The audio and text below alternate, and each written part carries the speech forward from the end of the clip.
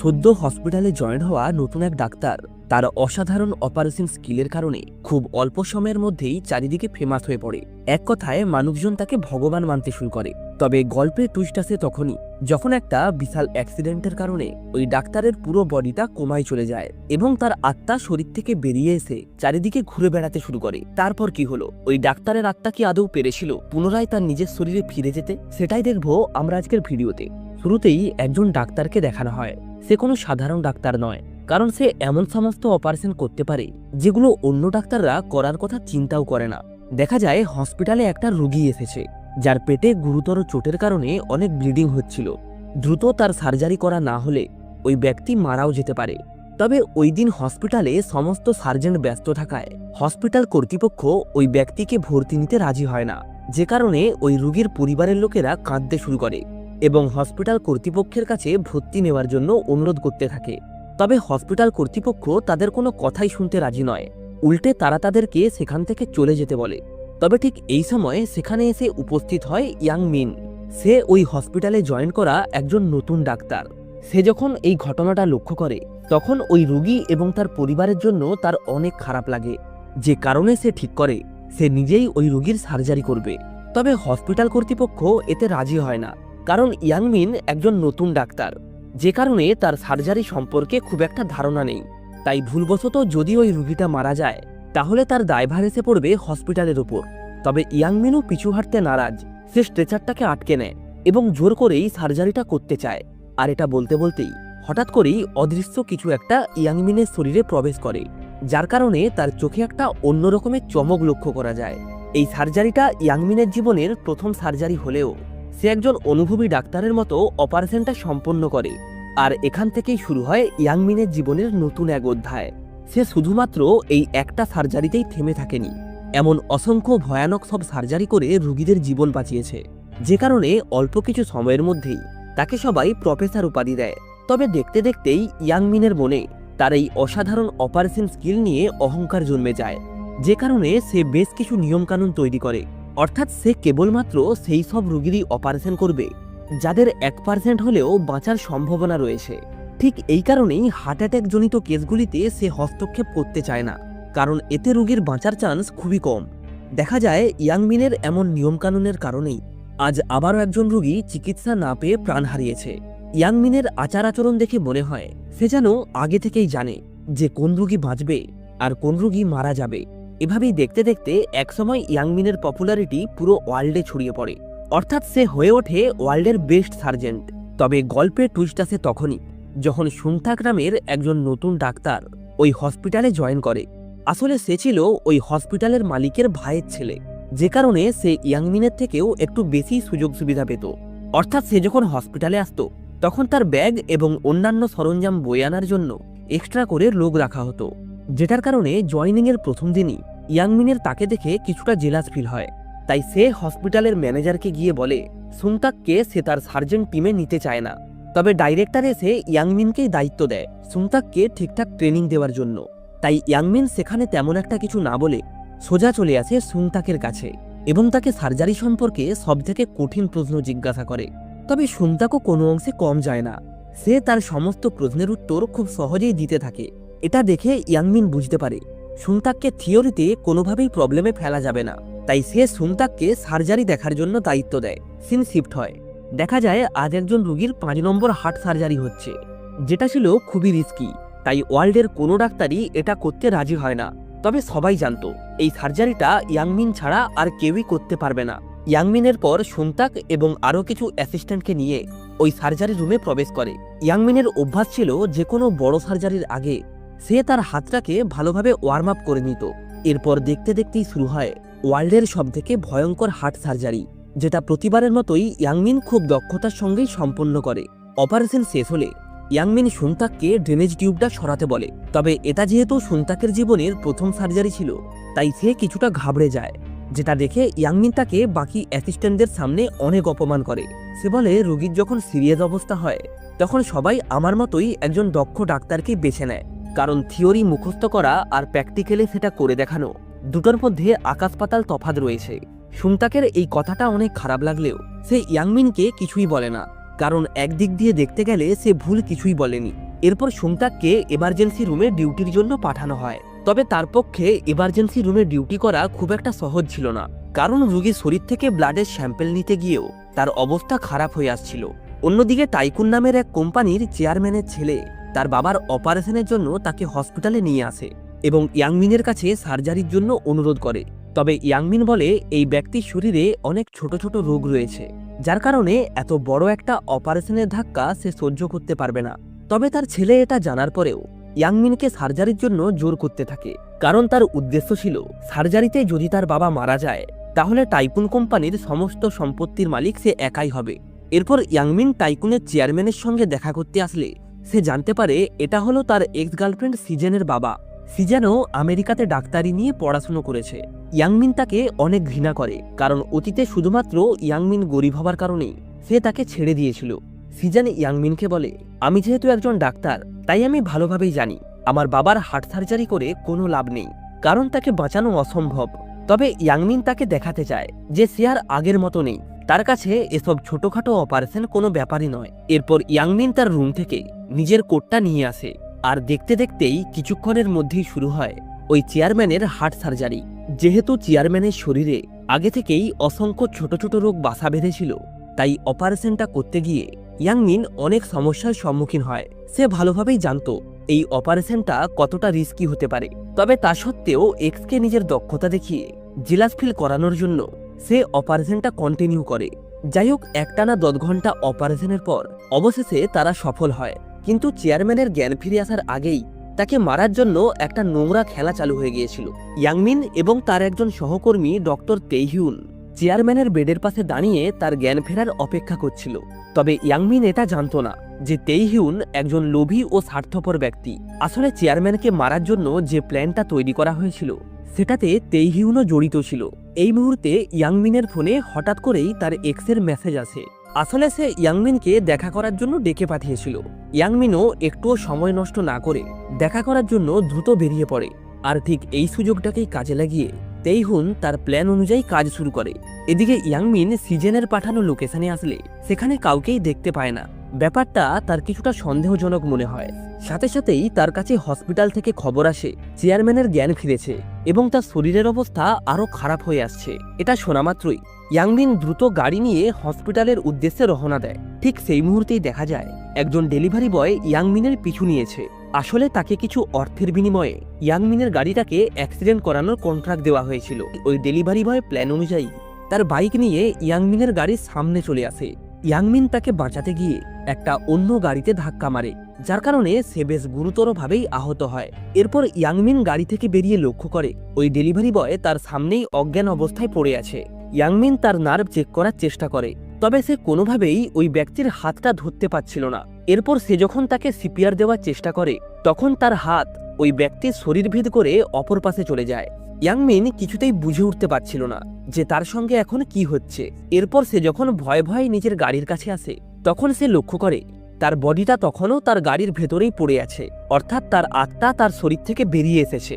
এভাবেই সময়ের সাথে সাথে তার শরীর ঠিক যতটাই দুর্বল হতে শুরু করে আত্মাটাও ঠিক সেইভাবেই উধাও হতে শুরু করে। এরপর ইয়াংমিনের বডিটাকে হসপিটালে নিয়ে আসা হলে ইয়াংমিনও তার সঙ্গে আসতে বাধ্য হয়। হসপিটালে আসা মাত্রই ইয়াংমিনের সহকর্মীরা তার চিকিৎসা করতে শুরু করে। ইয়াংমিনের দাঁড়িয়ে দাঁড়িয়ে এই দৃশ্যগুলি দেখা ছাড়া আর কোনো উপায় ছিল না, কারণ সে এখন একটা আত্মা ছাড়া আর কিছুই নয়। তবে কিছুক্ষণের মধ্যেই সে বুঝে যায় যে তার সহকর্মীদের দ্বারা এই অপারেশনটা সম্ভব নয়। কিন্তু ঠিক সেই মুহূর্তেই সেখানে দেবদূতের মতো সুংতাক এসে হাজির হয়। সে সার্জারিতে বেশ দুর্বল হলেও তার থিওরি স্কিল কাজে লাগিয়ে সিচুয়েশনটাকে সামলে নেয়। তবে কিছুক্ষণের মধ্যেই সে বুঝতে পারে সার্জারি না করলে ইয়াংমিনকে বাঁচানো যাবে না। একেই তো সুংতাক সার্জারিতে বেশ দুর্বল, তার মধ্যেই সেই দিন আবার সমস্ত সার্জেনরা ছুটিতে ছিল, তাই না চাইতেও সার্জারির দায়িত্ব এসে পড়ে সুংতাকের ওপর। সুংতাক অপারেশনের জন্য রেডি হয় এবং সার্জারি ব্লেডটা হাতে তুলে নেয়। তবে এটা যেহেতু তার জীবনের প্রথম সার্জারি ছিল তাই সে বেশ নার্ভাস হয়ে পড়ে। এদিকে ইয়াংমিনের ব্লাড প্রেসার ধীরে ধীরে কমতে শুরু করে, যা দেখে সেখানে থাকা ইয়াংমিনের আত্মা নিজেই সার্জিক্যাল ব্লেডটা ধরার চেষ্টা করে। তবে সে কোনোভাবেই ব্লেডটা ধরতে পারে না, তাই শেষমেশ সে বাধ্য হয়ে সুংতাকের হাতটা ধরে ফেলে, যার কারণে তার আত্মা সুংতাকের শরীরে চলে আসে। সাথে সাথেই সুংতাকের আচার আচরণে এক অদ্ভুত পরিবর্তন দেখা যায়। অর্থাৎ সে সজোরে চিৎকার করে ওঠে এবং তারপর কিছুক্ষণ ধরে হাতটাকে ওয়ার্ম আপ করার পর নিজস্ব কায়দায় অপারেশনটাকে শুরু করে।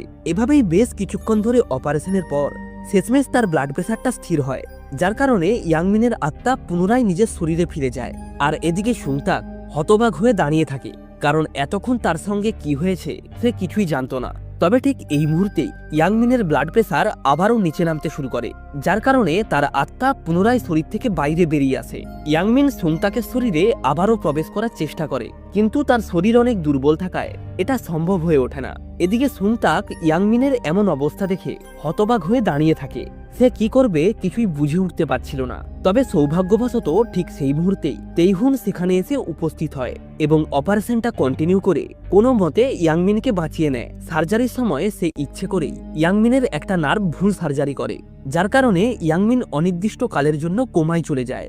এসব দেখে ইয়াংমিনের আত্মা আরো পাগল হয়ে ওঠে। সে নানা রকম ভাবে নিজের শরীরে ঢোকার চেষ্টা করে, কিন্তু এটাতেও সে ব্যর্থ হয়। এদিকে সুংতাক অপারেশন রুম থেকে বাইরে আসলে এক মহিলা ডাক্তার তাকে জিজ্ঞাসা করে, আমাকে সত্যি করে বলো তো, সার্জারির সময় তোমার শরীরে কি ইয়াংমিনের আত্মা ভর করেছিল? কারণ তুমি যখন অপারেশনটা করছিলে তখন হুবহু ইয়াংমিনের মতোই আচরণ করছিলে। কিন্তু সুংতাক এই ব্যাপারটাকে সম্পূর্ণ ইগনোর করে দেয়। সে বলে, আসলে আমি প্রথম থেকেই সার্জারিতে অনেক ভালো, তবে আমি ইচ্ছে করেই কাউকে আমার এই স্কিলটা দেখাতে চাইনি। অন্যদিকে ইয়াংমিন যখন তার শরীরের কাছে দাঁড়িয়েছিল তখন সে লক্ষ্য করে তার শরীরের ড্রেনেজ টিউবটা ভুল লাগানো রয়েছে। দেখে মনে হয় কেউ যেন ইচ্ছে করেই এটা করেছে।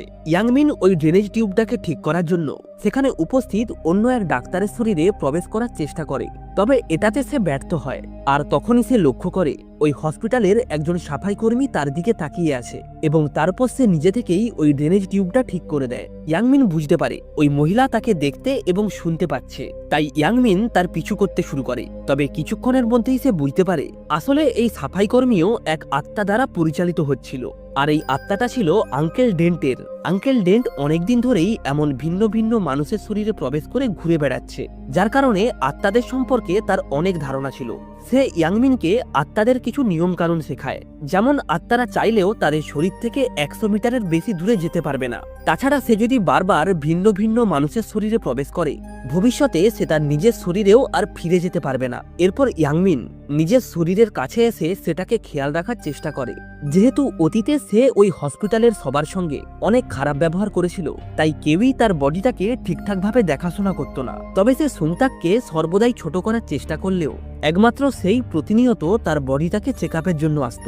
আসলে সুংতাক ইয়াংমিনের আত্মাকে দেখতে পেত, কিন্তু সে ইচ্ছে করেই তাকে দেখতে না পাওয়ার নাটক করত, যাতে ইয়াংমিন তাকে জ্বালাতন না করে। এরপর ইয়াংমিন সুংতাকের পিছু করতে শুরু করে। তবে কিছু দূর যাওয়ার পরেই সে হঠাৎ করে একটা অদৃশ্য দেওয়ালে আটকে যায়। ঠিক সেই সময়ে আঙ্কেল ডেন্ট সেখানে চলে আসে এবং তাকে বলে এটা তার শরীর থেকে 100 মিটার দূরত্বের গণ্ডি, তাই এর বাইরে সে যেতে পারবে না।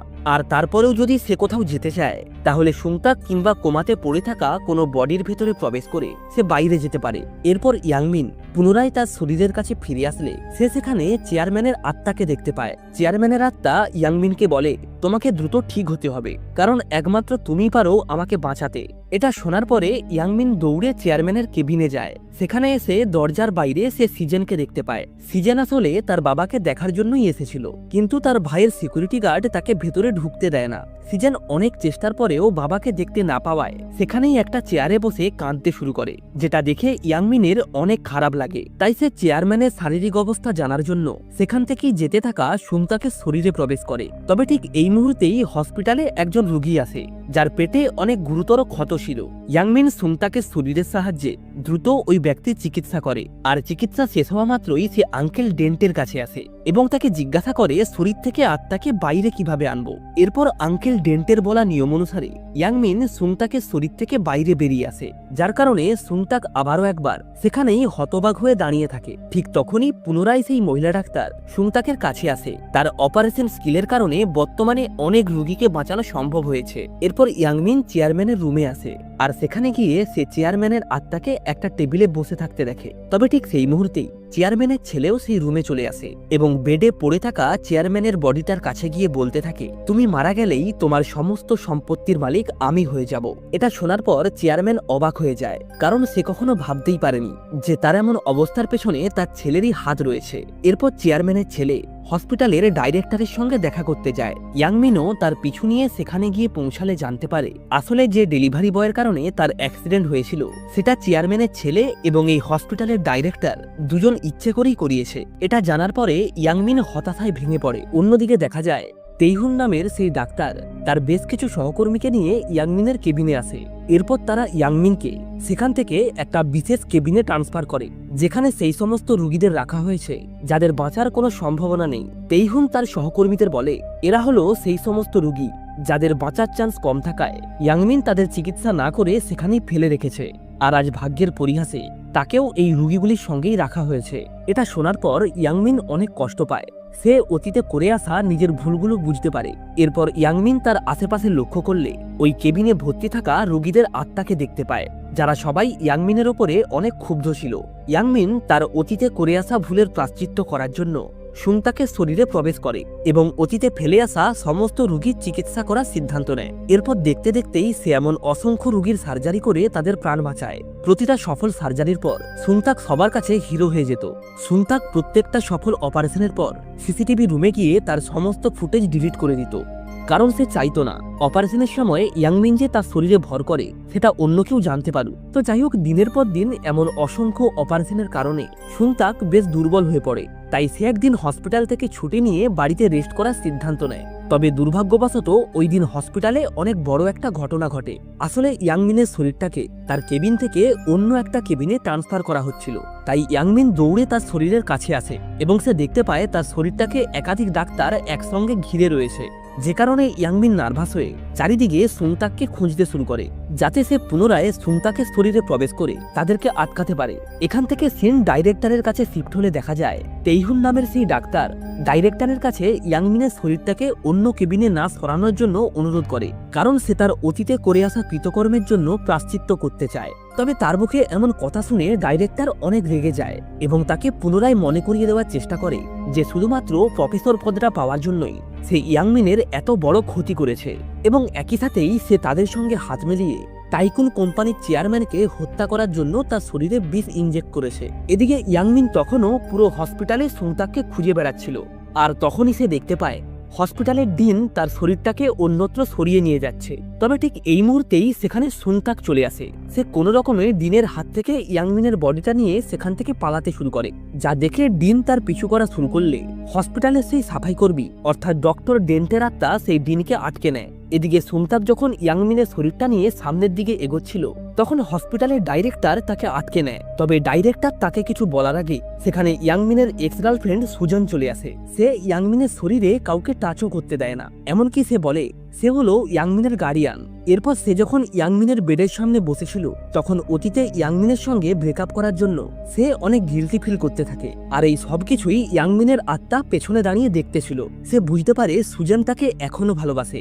এরপর সুজন সেখান থেকে উঠে চলে যেতে থাকলে ইয়াংমিনও তার পিছু নেয়। তবে বেশ কিছুটা পথ যাওয়ার পর সে তার শরীর থেকে 100 মিটার দূরত্বের গণ্ডিতে আটকে যায়। তবে ঠিক এই মুহূর্তেই সেখান থেকে সুংতাক যাচ্ছিল, আর এটা দেখা মাত্রই ইয়াংমিন কোনো কিছু না ভেবেই সুংতাকের শরীরে প্রবেশ করে এবং সুজনের পিছু নিতে শুরু করে। তবে কিছুটা পথ যাওয়ার পরে সে তাকে কোথাও খুঁজে পায় না। তবে তা সত্ত্বেও সে খুব একটা বেশি মন খারাপ না করে সারাদিন গাড়ি চালিয়ে পুরো শহরটা ঘুরে বেড়ায়। তবে এর মধ্যেই এক পর্যায়ে সে গাড়ি থেকে নামলে এক মহিলার সঙ্গে হঠাৎ করেই তার ধাক্কা লাগে, যার ফলে ইয়াংমিনের আত্মা সুংতাকের শরীর থেকে ছিটকে বেরিয়ে যায় এবং এর সাথে সাথেই তার আত্মা ধীরে ধীরে উধাও হতে শুরু করে, কারণ সে তার শরীর থেকে 100 মিটারের বেশি দূরত্বে ছিল।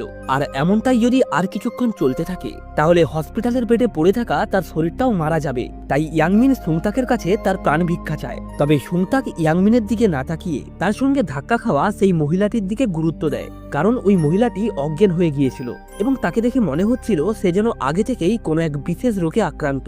এদিকে ইয়াংমিনের আত্মা যখন পুরোপুরি উধাও হয়েই যাচ্ছিল ঠিক তখনই সুংতাক তাকে নিজের শরীরে প্রবেশ করার জন্য আহ্বান জানায়। এরপর ইয়াংমিন কোনো রকমে সুংতাকের হাত ধরে তার শরীরে প্রবেশ করে এবং একটুর জন্য প্রাণে বেঁচে যায়। সে সুংতাকের শরীরে প্রবেশ করা মাত্রই একটা কাঁচিকে অ্যালকোহল দিয়ে ভালো করে ধুয়ে নেয় এবং রাস্তার মাঝখানেই ওই মহিলার গলায় থাকা একটা টিউমারের প্রাথমিক ট্রিটমেন্ট করে তাকে কোনো রকমে বাঁচিয়ে নেয়। এরপর ওই মহিলাকে হসপিটালে নিয়ে আসা হয়। এদিকে তেইহুন যখন জানতে পারে সুনতাক নিজেই এই ক্রিটিক্যাল সিচুয়েশনটি হ্যান্ডেল করেছে, তখন সে পুরোপুরি হতবাক হয়ে যায়। আসলে ইয়াংমিনের কোমায় যাওয়ার পর থেকে হসপিটালে তেমন কোনো ভালো সার্জন না থাকায় অনেক রোগীর চিকিৎসা পেন্ডিং রয়েছে। তাদের মধ্যেই একটা ছোট্ট বাচ্চাও ছিল, যার অবস্থা এতটাই খারাপ ছিল যে কোনোভাবেই কোনো ডাক্তারই তার অপারেশন করতে রাজি হয় না। এমনকি অতীতে ইয়াংমিন নিজেও ওই বাচ্চাটার অপারেশন করতে রাজি হয়নি। তবে এখন ওই বাচ্চা মেয়েটার অবস্থা দেখে তার অতীতের কৃতকর্মের জন্য অনেক খারাপ লাগে। তাই এরপর থেকেই সে আগের থেকেও অনেক বেশি মাত্রায় সুনতাকের শরীরে প্রবেশ করতে শুরু করে, যাতে সে তার অতীতে ফেলে আসা সমস্ত ক্রিটিক্যাল সার্জারিগুলো সম্পন্ন করতে পারে। এভাবেই দিনের পর দিন সে এমন অসংখ্য রোগী চিকিৎসা করে তাদের প্রাণ বাঁচায়, যার ফলে যে সমস্ত আত্মারা এতদিন ধরে তাকে ঘৃণা করত তারাও এখন তাকে সম্মান করতে শুরু করে। এরপর ইয়াংমিন যখন তার নিজের কেবিনে ফেরে, তখন সেখানে সে তার বডিটাকে দেখতে পায় না। আসলে সুজান তার বডিটাকে আগে থেকেই একটা ভিআইপি রুমে শিফট করে নিয়েছিল, কারণ এখন থেকে ইয়াংমিনের দেখাশোনার জন্য সে তার সঙ্গেই থাকবে। এই সময় ডাইরেক্টর হান এসে সুজানের সঙ্গে কথা বলতে থাকে, আর এখানেই আমরা জানতে পারি আসলে ডাইরেক্টর হান অনেক আগে থেকেই সুজানকে পছন্দ করে, তবে সুজান তাকে কোনোভাবেই পাত্তা দেয়নি। ডাইরেক্টর হান যখন সুজানকে তার মনের কথাগুলি বলতেছিল, তখন ইয়াংমিনের আত্মাও সেখানে দাঁড়িয়ে এই সব কিছুই শুনছিল।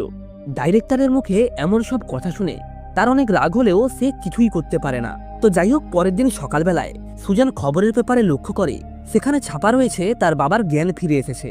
আসলে এই খবরটি তার ভাই জিনসিওক ইচ্ছে করেই ছাপিয়েছে।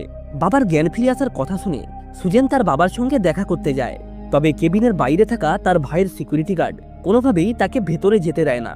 এটা দেখে ইয়াংমিন নিজেই ওই কেবিনের ভেতরে প্রবেশ করে এবং দেখতে পায় চেয়ারম্যান তখনও কোমাতেই রয়েছে। আসলে এই সবকিছুই চেয়ারম্যানের ছেলে জিনসিওকের চাল ছিল। সে তার বাবার জ্ঞান ফিরে আসার মিথ্যে খবর প্রচার করার জন্য স্টক মার্কেটে তাদের কোম্পানির শেয়ার অনেক বেড়ে যায়, আর এভাবেই বাড়তে বাড়তে ওই শেয়ারের মূল্য যখন আকাশছোঁয়া হবে, তখন সে ওই স্টকগুলিকে চড়া দামে বিক্রি করে দেবে, আর তারপর ইচ্ছে করেই তার বাবাকে মেরে ফেলবে, যার ফলে স্টক মার্কেটে এক বিশাল বড় ধস নামবে।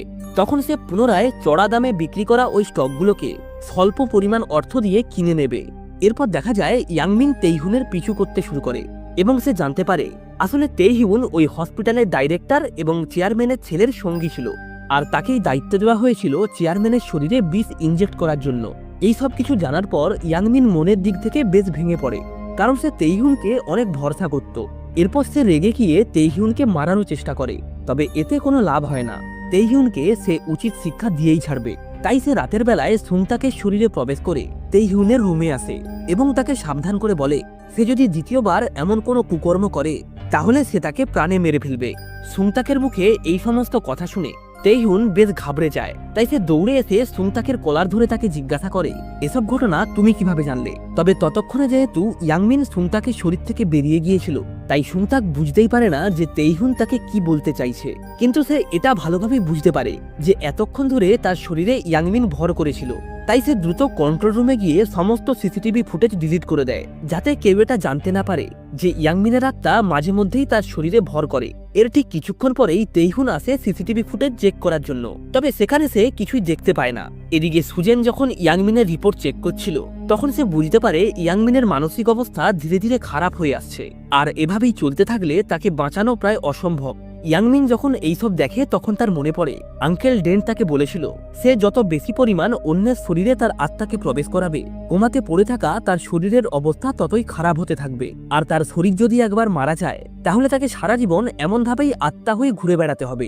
ইয়াংমিন লক্ষ্য করে সুজান ওই রিপোর্টটা পড়ার পর অঝরে কাঁদতে শুরু করেছে। এমনকি সে এটাও বলে, তুমি যদি সুস্থ হয়ে যাও তাহলে আমি সারা জীবন তোমার সঙ্গেই থাকবো।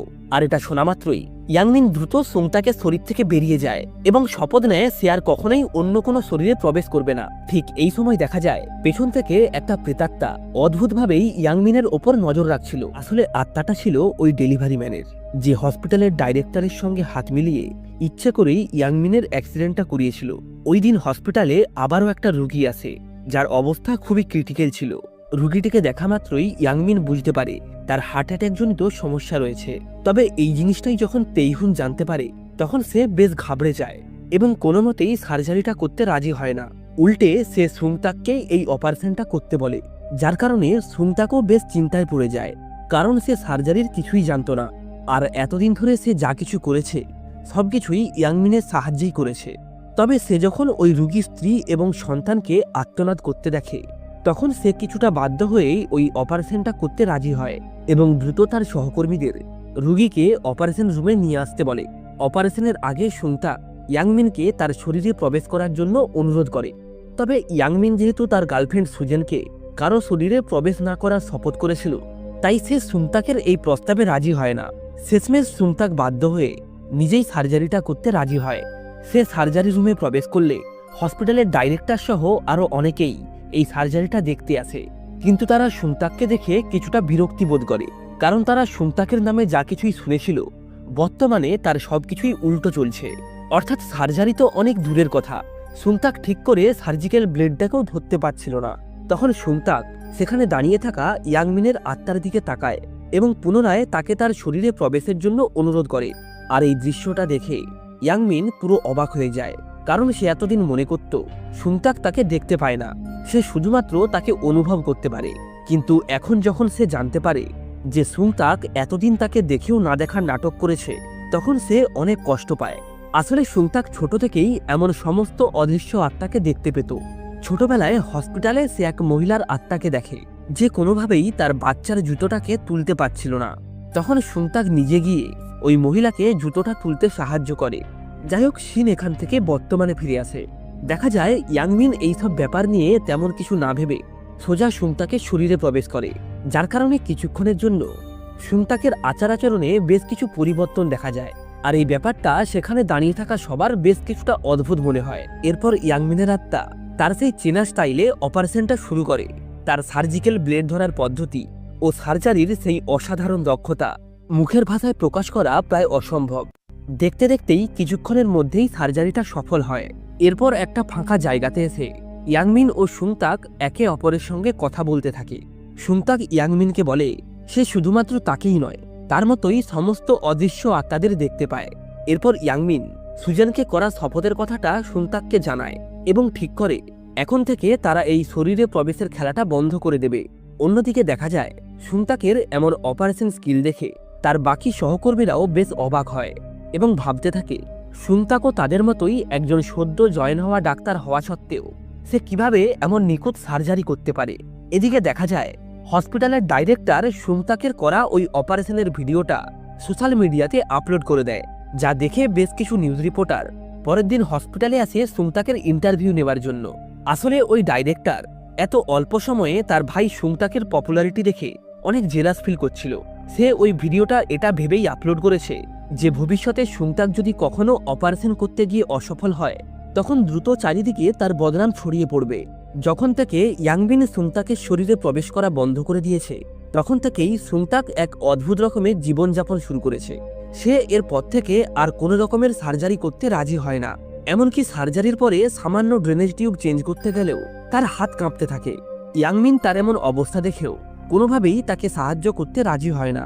এটা দেখে সুংতাকের অনেক রাগ হয়, তাই সে ইয়াংমিনের কেবিনে গিয়ে তার সবথেকে পছন্দের জ্যাকেটটা জানালা দিয়ে বাইরে ফেলে দেয়। ইয়াংমিন তাকে সেটা করতে নিষেধ করলেও সে তার কোনো কথাই শোনে না। ঠিক এই সময় ডেলিভারি ম্যানের সেই অশুভ আত্মাকে দেখা যায়। সে আগের থেকে আরও অনেক বেশি শক্তিশালী হয়ে গেছে এবং সে পেছন থেকে ইয়াংমিনের ওপরে নজর রাখছিল। অন্যদিকে দেখা যায় সুজেন প্রতিদিন তার বাবার জন্য খাবার নিয়ে যেত, তবে অদ্ভুতভাবেই সে সেই খাবারগুলি নিয়ে যেত যেগুলিতে তার বাবার অ্যালার্জি রয়েছে। সে তার ভাইয়ের রাখা সিকিউরিটি গার্ডকে ওই খাবারটা তার বাবার কাছে পৌঁছে দিতে বলতো এবং কিছুক্ষণ পর তাকে জিজ্ঞাসা করত তার বাবা খাবারটা খেয়েছে কিনা। ওই সিকিউরিটি গার্ডও তাকে মিথ্যে আশ্বাস দিয়ে বলতো হ্যাঁ, খাবারটা খেয়েছেন। তবে এটা শুনে সুজেন ভালোভাবেই বুঝতে পারত যে তার বাবা কখনোই কোমা থেকে বাইরেই আসেনি, কারণ তার বাবা যদি সুস্থ থাকতো তাহলে সে কখনোই ওই খাবারটা খেত না। এই সময় চেয়ারম্যানের আত্মা সেখানে দাঁড়িয়ে তার মেয়ে সুজেনের উপর নজর রাখছিল। সে বুঝতে পারে তার মেয়ে যতই এই ব্যাপারে মাথা ঘামাবে ততই তার জীবনের ঝুঁকি বাড়বে, তাই সে ইয়াংমিনের আত্মার কাছে তার মেয়েকে বাঁচানোর জন্য অনুরোধ করতে থাকে। ঠিক এই মুহূর্তেই তেইহুন চেয়ারম্যানের কেবিনে আসে এবং তার বডিটাকে কমায় রাখার জন্য একটা ইনজেকশন দেয়। অন্যদিকে ওই ডেলিভারি ম্যানের অবস্থা ধীরে ধীরে আরও খারাপ হতে শুরু করে। খবরটা পাওয়া মাত্রই সুজেন দ্রুত সেখানে পৌঁছায় এবং তাকে সিপিআর দিতে শুরু করে। ইয়াংমিনও সেখানে দাঁড়িয়ে এই দৃশ্যটা দেখতেছিল। তবে ঠিক সেই মুহূর্তেই ওই ডেলিভারি ম্যানের আত্মা তার সামনে এসে হাজির হয় এবং সে অতীতে করে আসা তার সমস্ত কৃতকর্মের জন্য ইয়াংমিনের কাছে ক্ষমা চায়। সে ইয়াংমিনের কাছে হাত জড়ো করে অনুরোধ করে যাতে সে তাকে বাঁচিয়ে নেয়। অন্যদিকে দেখা যায় সুংতাকের কাছে একটা ছোট্ট বাচ্চা মেয়ে তার সার্জারির জন্য অনুরোধ করে। মেয়েটাকে দেখে সুংতাক অনেক কষ্ট পায়, তবে তা সত্ত্বেও তার কিছুই করার ছিল না, কারণ ইয়াংমিনকে ছাড়া এমন কঠিন অপারেশন করা প্রায় অসম্ভব। এরপর ওই ছোট্ট বাচ্চাটি তার মাকে জড়িয়ে ধরে কাঁদতে শুরু করে। বাচ্চাটার এমন আর্তনাদ সুংতাক সহ্য করতে না পেরে সে ইয়াংমিনের কাছে গিয়ে তাকে অপারেশনটার জন্য অনুরোধ করে। সে ইয়াংমিনকে বলে, তুমি যদি এই অপারেশনটা করতে আমাকে সাহায্য করো তাহলে তোমার অ্যাক্সিডেন্টের পেছনে আসল রহস্য খুঁজতে আমি তোমাকে সাহায্য করব। ওই দিন হসপিটালে আবারও একটা রোগী আছে যার অবস্থা খুবই খারাপ ছিল। জানা যায় ওই ব্যক্তি পাহাড়ে ঘুরতে গিয়েছিল এবং সেখানেই অন্য এক মহিলার সঙ্গে গুলুগুলু করতে গিয়ে পা পিছলে নিচে পড়ে যায়, যার কারণে তার এখন এমন অবস্থা হয়েছে। এটা শোনার পরে ইয়াংমিন ঘটনার গভীরতা বুঝতে পারে এবং সংতাকের থেকে লুকিয়ে সেখান থেকে পালাতে শুরু করে। তবে সংতাক কোনো কিছু না ভেবেই ইয়াংমিনের আত্মাকে নিজের শরীরে প্রবেশ করায় আর ওই রোগীর চিকিৎসা শুরু করে। ঠিক এই মুহূর্তেই সেখানে ওই রোগীর স্ত্রী এসে উপস্থিত হয় এবং তার ওই চরিত্রহীন বরে চিকিৎসা করার জন্য ইয়াংমিনের চুল ধরে মারতে শুরু করে। তবে তার বাকি সহকর্মীরা মিলে কোনো রকমে ওই মহিলাকে হসপিটাল থেকে বাইরে নিয়ে যায়। এরপর ইয়াংমিন পুনরায় তার অসাধারণ সার্জারির দক্ষতা দেখিয়ে ওই রোগীটির চিকিৎসা করে। সার্জারির পর ইয়াংমিন যখন কেবিন থেকে বেরিয়েই যাচ্ছিল, ঠিক তখনই ওই রোগী যে মহিলার সঙ্গে পাহাড়ে গুলুগুলু করছিল তার স্বামী বদলা নেওয়ার জন্য সেখানে এসে উপস্থিত হয়। ইয়াংমিন এটা বোঝা মাত্রই সাথে সাথেই সুংতাকের শরীর থেকে বেরিয়ে যায়। তারপর আর কি, এমন একটা চরিত্রহীন ব্যক্তির সার্জারি করার জন্য ওই মহিলার স্বামী সুংতাকের মুখে একটা ঘুষি মেরে তার মুখের আকৃতি বদলে দেয়। এদিকে দেখা যায় হসপিটালে ঘুরতে থাকা এই সমস্ত দৃশ্যগুলির ওপর ডাইরেক্টর সিসিটিভি রুমে বসে নজর রাখছিল। অন্যদিকে হসপিটালের রিসেপশনে একটা বাচ্চা মেয়ে তার ভাইয়ের চিকিৎসার বিল কমানোর জন্য কাঁদতে শুরু করে। সে বলে, চিকিৎসার পর্যাপ্ত টাকা জোগাড় করার জন্য আমি অনেক পরিশ্রম করেছি, তবে তা সত্ত্বেও সেটা জোগাড় করতে পারিনি। আপনারা অনুরোধ করে আমার ভাইকে বাঁচিয়ে নিন। আসলে এই মেয়েটি হলো সেই ডেলিভারি ম্যানের বোন। বোনের এমন আর্তনাদ দেখে ওই ডেলিভারি ম্যান ইয়াংমিনের কাছে তাকে বাঁচানোর জন্য অনুরোধ করে। সে বলে, আমি একবার সুস্থ হলে কোর্টে গিয়ে সমস্ত সত্যি কথা বলে দেব, এমনকি তোমাকে নির্দোষ প্রমাণ করার জন্য যা যা করা দরকার সবই করব। এখান থেকে সিন ডাইরেক্টরের কাছে শিফট হলে দেখা যায় সে সুজনকে তার মনের কথা বলার জন্য ডেকে পাঠিয়েছে। আসলে অনেক বছর আগে থেকেই ডাইরেক্টর তাকে পছন্দ করত। তবে একদিন দুপুরবেলায় সে যখন হসপিটালের সামনে দিয়ে যাচ্ছিল তখন সে ইয়াংমিন এবং সুজনকে ঘনিষ্ঠ অবস্থায় দেখে অনেক জেলাস ফিল করে। তবে সে মনে করে বর্তমানে যেহেতু ইয়াংমিন কোমাতে রয়েছে তাই সে হয়তো খুব সহজেই সুজনকে নিজের করে নিতে পারবে, কিন্তু এটা তার সম্পূর্ণ ভুল ধারণা ছিল। তো যাই হোক, অন্যদিকে দেখা যায় সুংতাক তেহুনকে ফেক কল করে চেয়ারম্যানের কেবিনের সামনে থেকে সরিয়ে আনে যাতে সে নিজে চেয়ারম্যানের কেবিনে গিয়ে তার শরীরে সঠিক মেডিসিন ইনজেক্ট করতে পারে। এরপর সুংতাক চেয়ারম্যানের কেবিনের কাছে এসে কিছুটা অদ্ভুত আচার আচরণ করলে ওই সিকিউরিটি গার্ডরা তাকে চেক করার জন্য এগিয়ে আসে। সুজন তার বাবাকে দেখার জন্য কেবিনের ভেতরে চলে যায়। ভেতরে এসে সে তার বাবার শরীরটাকে অচেতন অবস্থায় পড়ে থাকতে দেখে, যা দেখে সে অনেক কষ্ট পায়। এর কিছুক্ষণ পরেই সুজন কেবিন থেকে বাইরে বেরিয়ে আসে। সিকিউরিটি গার্ডরাও তাকে দেখে বেশ চমকে যায়। তখন সুজন তাদেরকে বলে, এই ব্যাপারটা যদি তার ভাই জানতে পারে তাহলে তাদের চাকরি চলে যাবে, সুতরাং মুখ বন্ধ রাখাটাই তাদের কাছে সবথেকে ভালো অপশন। অন্যদিকে সুংতাক যে ছোট বাচ্চাটার অপারেশনের জন্য ইয়াংমিনের কাছে অনুরোধ করেছিল, আজ তার অপারেশনের দিন, তাই সুংতাক বাচ্চাটিকে নিয়ে অপারেশন কেবিনে আসে। ইয়াংমিনও তাদের সঙ্গেই ছিল। তবে হঠাৎ করেই সে তার শরীর থেকে 100 মিটার দূরত্বের গণ্ডিতে আটকে যায়। জানা যায় এই সময় ইয়াংমিনের শরীরটাকে স্ক্যান করার জন্য অন্য একটা রুমে নিয়ে যাওয়া হচ্ছিল, যার কারণে ওই বাচ্চা মেয়ের অপারেশন রুমটা 100 মিটারের গণ্ডির বাইরে চলে যায়। ফলে অপারেশনের সম্পূর্ণ দায়িত্ব এসে পড়ে সুংতাকের ওপর। দেখা যায় অপারেশন শুরু হওয়ার পরেও ইয়াংমিন সময় মতন কেবিনে না আসায় সুংতাক বেশ চিন্তিত হয়ে পড়ে, কারণ অপারেশনের সময় হয়ে গেছে। তা সত্ত্বেও ইয়াংমিন তার শরীরে প্রবেশ করেনি। সুংতাক তাড়াহুড়ো করতে গিয়ে তার হাত থেকে সার্জারি ব্লেডটা নিচে পড়ে যায়। এরপর সে ওই ব্লেডটা তুলতে গেলে তার হাত কেবিনের মেঝেতে স্পর্শ হয়, যার কারণে তাকে অপারেশন রুম থেকে বেরিয়ে পুনরায় স্যানিটাইজ হতে হয়। তবে এইসবের মধ্যেই হঠাৎ করেই রোগীর শারীরিক অবস্থা আরও খারাপ হতে শুরু করে। ইয়াংমিন এটা দেখা মাত্রই দ্রুত আঙ্কেল ডেন্টের আত্মাকে খুঁজতে শুরু করে। বেশ কিছুক্ষণ খোঁজার পর অবশেষে আঙ্কেল ডেন্টের আত্মাকে সে হসপিটালের ওই সাফাইকর্মী মেয়েটার মধ্যে দেখতে পায়। ইয়াংমিন আঙ্কেল ডেন্টকে পুরো ব্যাপারটা বুঝিয়ে বলে, যা শুনে আঙ্কেল ডেন্টও তাকে সাহায্য করতে রাজি হয়। সে কোনো মতে ইয়াংমিনের বডিটাকে পুনরায় তার কেবিনে নিয়ে আসে, যার ফলে ইয়াংমিনও সহজেই সেই অপারেশন রুমে প্রবেশ করতে পারে। ভেতরে ঢুকে সে লক্ষ্য করে সুংতাক তার উদ্ভট কাজকর্মের কারণে বাকি সার্জেন্টের কাছে অনেক বকা খাচ্ছিল। তবে ঠিক সেই মুহূর্তেই ইয়াংমিনের আত্মা সুংতাকের শরীরে প্রবেশ করে এবং তারপর তার সেই চেনা স্টাইলে হাত দুটোকে ঘুরিয়ে পুনরায় অপারেশনটা শুরু করে। এই সময় পাশে দাঁড়িয়ে থাকা তেইহুন সুংতাকের এমন অদ্ভুত পরিবর্তন দেখে বেশ অবাক হয়। ইয়াংমিনের আত্মা তেইহুনকে সরে দাঁড়াতে বলে, কারণ আর্টিফিশিয়াল হার্ট সার্জারি কোনো স্বাভাবিক ব্যাপার নয়। একটা সামান্য ভুলেও রোগীর প্রাণ চলে যেতে পারে। তবে এই আর্টিফিশিয়াল হার্ট সার্জারিতে ইয়াংমিনের অনেক অভিজ্ঞতা রয়েছে, কারণ সে আগেও এমন অসংখ্য অসম্ভব সার্জারিকে দক্ষতার সঙ্গে সম্ভব করে দেখিয়েছে। যাই হোক, অপারেশন সম্পন্ন হওয়ার পর ইয়াংমিন এবং সুংতাক দুজনেই হসপিটালের ছাদে পাশাপাশি শুয়ে এমনভাবেই হাসতে শুরু করে যেন তারা বড় কোনো লটারি জিতে গেছে।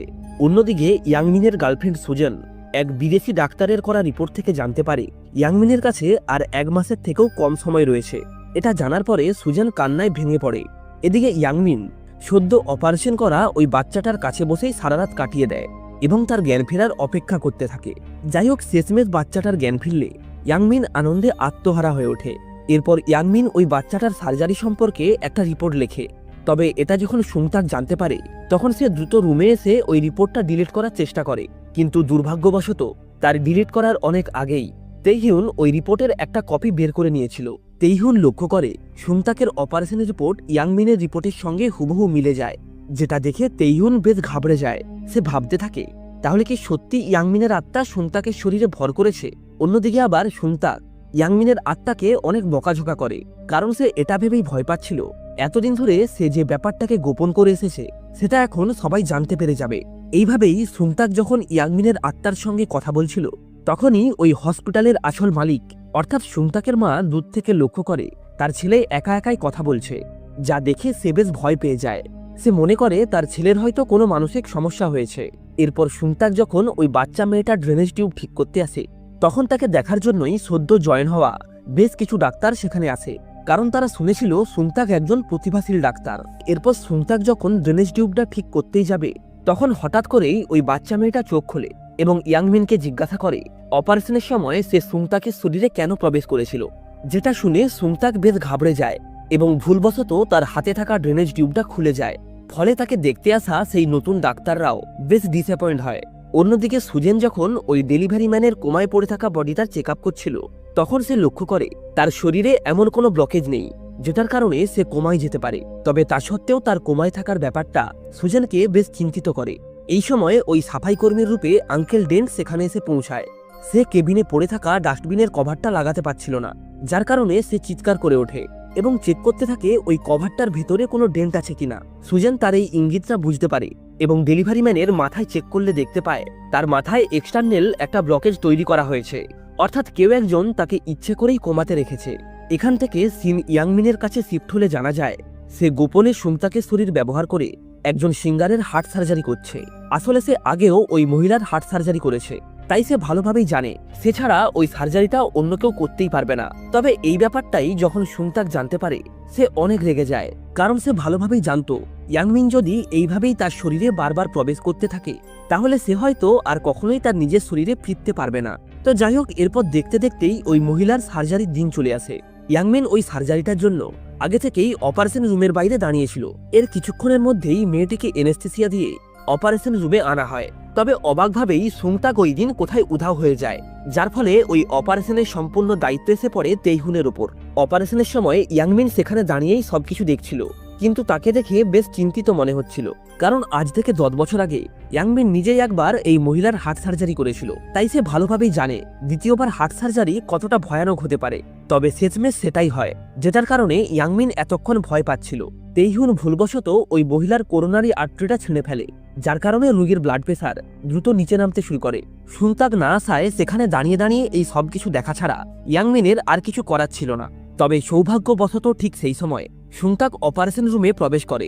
ইয়াংমিনও তাকে দেখা মাত্রই কিছুটা স্বস্তির নিঃশ্বাস ফেলে এবং তার শরীরে প্রবেশ করে অপারেশনের দায়িত্বটা নিজের হাতে তুলে নেয়। প্রথমে সে তেইহুনের করা ভুলগুলিকে ঠিক করে এবং তারপর নিজস্ব কায়দায় অপারেশনটা সম্পন্ন করে।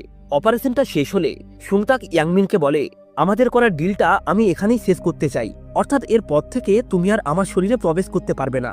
কারণ সুংতাক ভালোভাবেই জানতো ইয়াংমিন যদি আবারও তার শরীরে প্রবেশ করে তাহলে বাস্তবে ইয়াংমিন মারা যাবে। এভাবেই তারা যখন একে অপরের সঙ্গে কথা বলছিল তখন সিসিটিভি রুমে বসে সুংতাকের মা তার ছেলের একা একা কথা বলার দৃশ্যটি লক্ষ্য করে। সে তার ওই কর্মচারীকে দ্রুত ফুটেজটা ডিলিট করতে বলে।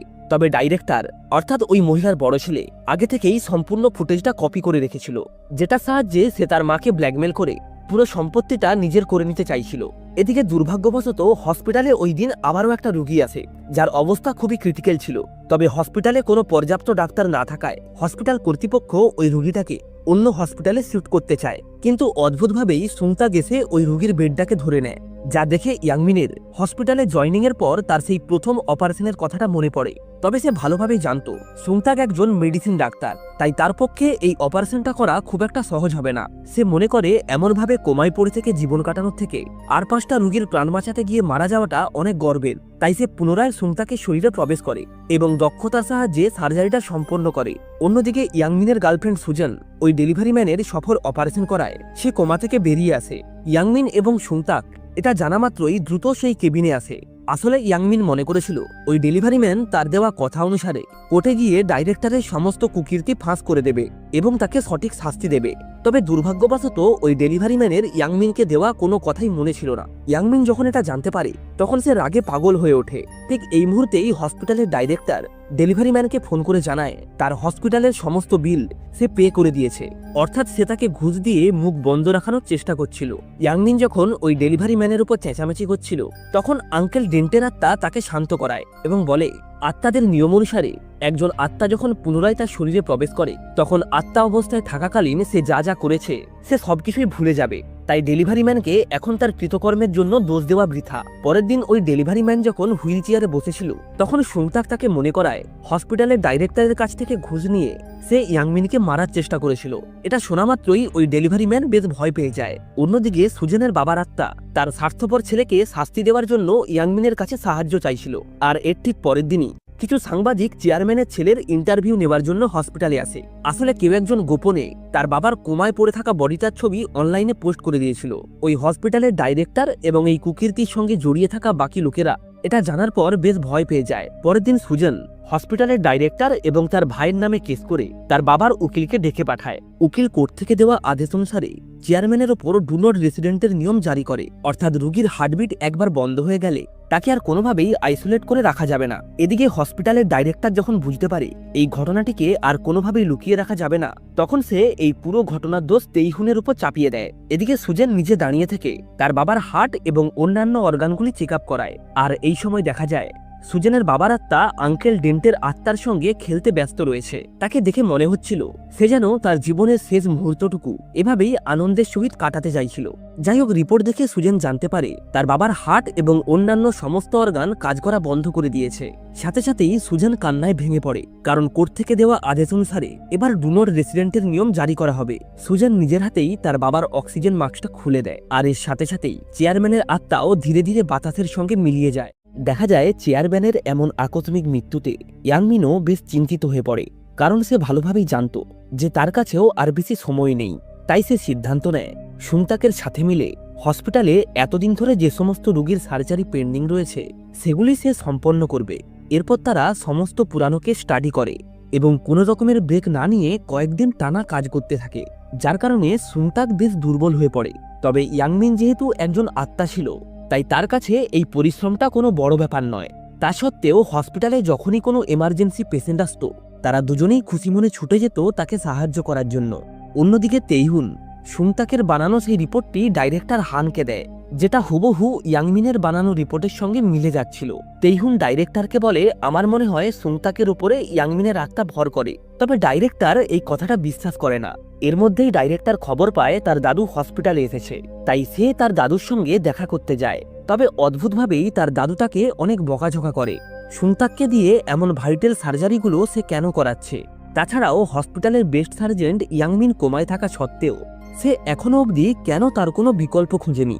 এমনকি সে এটাও বলে, ডাইরেক্টরের দায়িত্ব যদি সামলাতে না পারো তাহলে ইস্তফা দিয়ে দাও। সিন এখান থেকে সুজেনের কাছে শিফট হয়। সে ইয়াংমিনের সামনে বসে কাঁদতে কাঁদতে বলে, আমার বাবা পৃথিবী ছেড়ে চলে গেছে, এখন কি তুমিও কোমায় পড়ে থেকে আমাকে এভাবেই কষ্ট দেবে? কথাগুলো বলতে বলতে সুজেনের চোখ দুটো জলে ভরে আসে। সুজেনকে এভাবে কাঁদতে দেখে ইয়াংমিনের অনেক খারাপ লাগে, তবে সে চাইলেও সুজনকে কোনোভাবেই সাহায্য করতে পারবে না। এরপর সে রুম থেকে বেরোলে সুংতাককে সেদিকেই আসতে দেখে। ইয়াংমিন সুংতাকের শরীরে ঢুকে পুনরায় কেবিনে প্রবেশ করে। তারপর সে সুজনের গায়ে একটা কম্বল চাপিয়ে তার মাথায় হাত বুলিয়ে দেয়। তবে অদ্ভুতভাবেই এই সময় সুজেনও তার স্বপ্নে ইয়াংমিনকেই দেখছিল। সে ঘুমের ঘোরে হঠাৎ করেই উঠে বসে এবং তারপর দুজন একে অপরকে জড়িয়ে ধরে। আর এমন একটা খুশির মুহূর্তের জন্য কোমায় পড়ে থাকা ইয়াংমিনের ব্রেনে ছোট্ট একটা উত্তেজনা সৃষ্টি হয়। পরের দিন সকালবেলায় ইয়াংমিন সুংতাককে জানায় তার কোমা থেকে বেরিয়ে আসার একটা সম্ভাবনা রয়েছে। এটা শোনা মাত্রই সুংতাক দৌড়ে গিয়ে সুজেনকে জিজ্ঞাসা করে ইয়াংমিনের কি ব্রেন ওয়েভস এসেছে। তবে সুংতাকের মুখে এই কথাটা শুনে সুজেন বেশ অবাক হয়। সে সুংতাককে জিজ্ঞাসা করে এটা তুমি কিভাবে জানলে? তখন সুংতাক তাকে বাহানা দিয়ে বলে সে এটা স্বপ্নে দেখেছে। কোমা থেকে বেরিয়ে আসার সম্ভাবনা রয়েছে এটা জানতে পেরে ইয়াংমিন খুশিতে আত্মহারা হয়ে ওঠে। সে প্রতিদিন সুংতাককে দিয়ে সুজেনকে খাওয়ার কথা মনে করিয়ে দিত। সুংতাকের তার প্রতি এত কেয়ার দেখে সুজেন বেশ দ্বিধায় পড়ে যায়, কারণ সেদিন রাতের বেলায় সে স্পষ্ট ইয়াংমিনের আওয়াজ শুনেছে। তবে সে যখন চোখ খোলে তখন তার সামনে সুংতাক ছিল। এমনকি যখন সে তাকে জড়িয়ে ধরেছিল তখনও তার মনে হচ্ছিল ওটা ইয়াংমিন। অন্যদিকে ডাইরেক্টরের সন্দেহ হয় তার ভাই সুংতাকের ওপরে ইয়াংমিনের একটা ভর করেছে কিনা। এই কারণেই সে প্রায় লুকিয়ে লুকিয়ে সুংতাকের করা সার্জারিগুলির ওপর নজর রাখত, যা দেখে তার মনে হয় সুংতাকের সার্জারি করার স্টাইল হুবহু ইয়াংমিনের সঙ্গে মিলে যায়। অন্যদিকে সুংতাক একটা আত্মাকে বই পড়তে সাহায্য করছিল। সুংতাক তার মেডিকেল রিপোর্ট দেখে বুঝতে পারে ঘুম কম হওয়ার কারণে সে অজ্ঞান হয়ে পড়ে গিয়েছিল এবং এই সময় তার মাথা দেওয়ালে ধাক্কা লাগার কারণে সে কোমায় চলে যায়। ইয়াংমিন সেই আত্মার সঙ্গে কথা বলে জানতে পারে আঘাত লাগার পর তার নাক থেকে রক্ত বেরোচ্ছিল।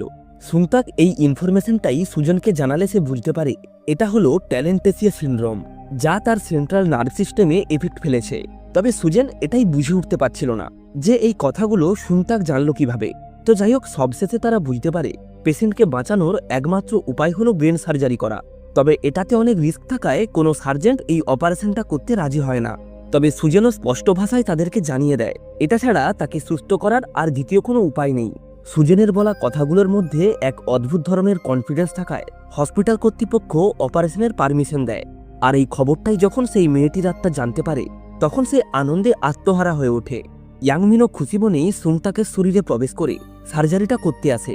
এদিকে ডাইরেক্টর সুংতাকের শরীরে যে ইয়াংমিনের আত্মা ভর করে সেটা সবার সামনে আনার জন্য একটা প্ল্যান তৈরি করে। সে তেইহুনকে তার অ্যাসিস্ট্যান্ট হিসাবে রাখে যাতে সে সুংতাকের ওপরে নজর রাখতে পারে। এরপর ইয়াংমিন প্রতিবারের মতোই তার হাতটাকে ওয়ার্ম আপ করে সার্জারিটা শুরু করে। তেইহুন বুঝতে পারে সুংতাকের সার্জারি করার স্টাইল হুবহু ইয়াংমিনের সঙ্গে মিলে যায়, যা দেখে ডাইরেক্টর হানও বেশ অবাক হয়। ব্যাপারটা কনফার্ম করার জন্য তেইহুন তাকে একটা প্রশ্ন করে যার উত্তর কেবলমাত্র ইয়াংমিন জানত। তবে সুংতাক কোনো কিছু না ভেবেই সেই উত্তরটা দিয়ে দেয়, যার ফলে সেখানে উপস্থিত সবাই এটা বুঝে যায় যে এতদিন ধরে ইয়াংমিনের আত্মাই সুংতাকের শরীরে প্রবেশ করে এই অপারেশনগুলি করছিল। ইয়াংমিনও বুঝতে পারে সে ভুলবশত তাদের চালে পা দিয়ে ফেলেছে। সে চাইলেও এই ব্যাপারটাকে আর লুকিয়ে রাখতে পারবে না। তাই সার্জারির শেষে ডাইরেক্টর যখন তাকে এই ব্যাপারে জিজ্ঞাসা করে সে তাকে সমস্ত সত্যি কথা বলে দেয়। এমনকি সে ডাইরেক্টর হানকে এটাও বলে যে আপনার এবং চেয়ারম্যানের ছেলের সমস্ত কুকীর্তির কথা আমি জানি, তাই বাঁচতে চাইলে আমার বডিটাকে কোমা থেকে বের করার ব্যবস্থা করুন।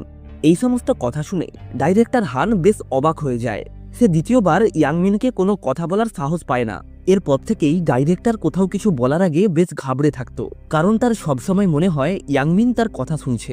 অন্যদিকে সুংতাক ইয়াংমিনকে বলে ছোটবেলায় তার একটা অ্যাক্সিডেন্ট হয়েছিল যেটাতে সে একটুর জন্য মৃত্যুর মুখ থেকে বেঁচে ফিরে এসেছে, আর এরপর থেকেই তার মধ্যে আত্মাদের দেখতে পাওয়ার এই অদ্ভুত ক্ষমতাটি চলে এসেছে।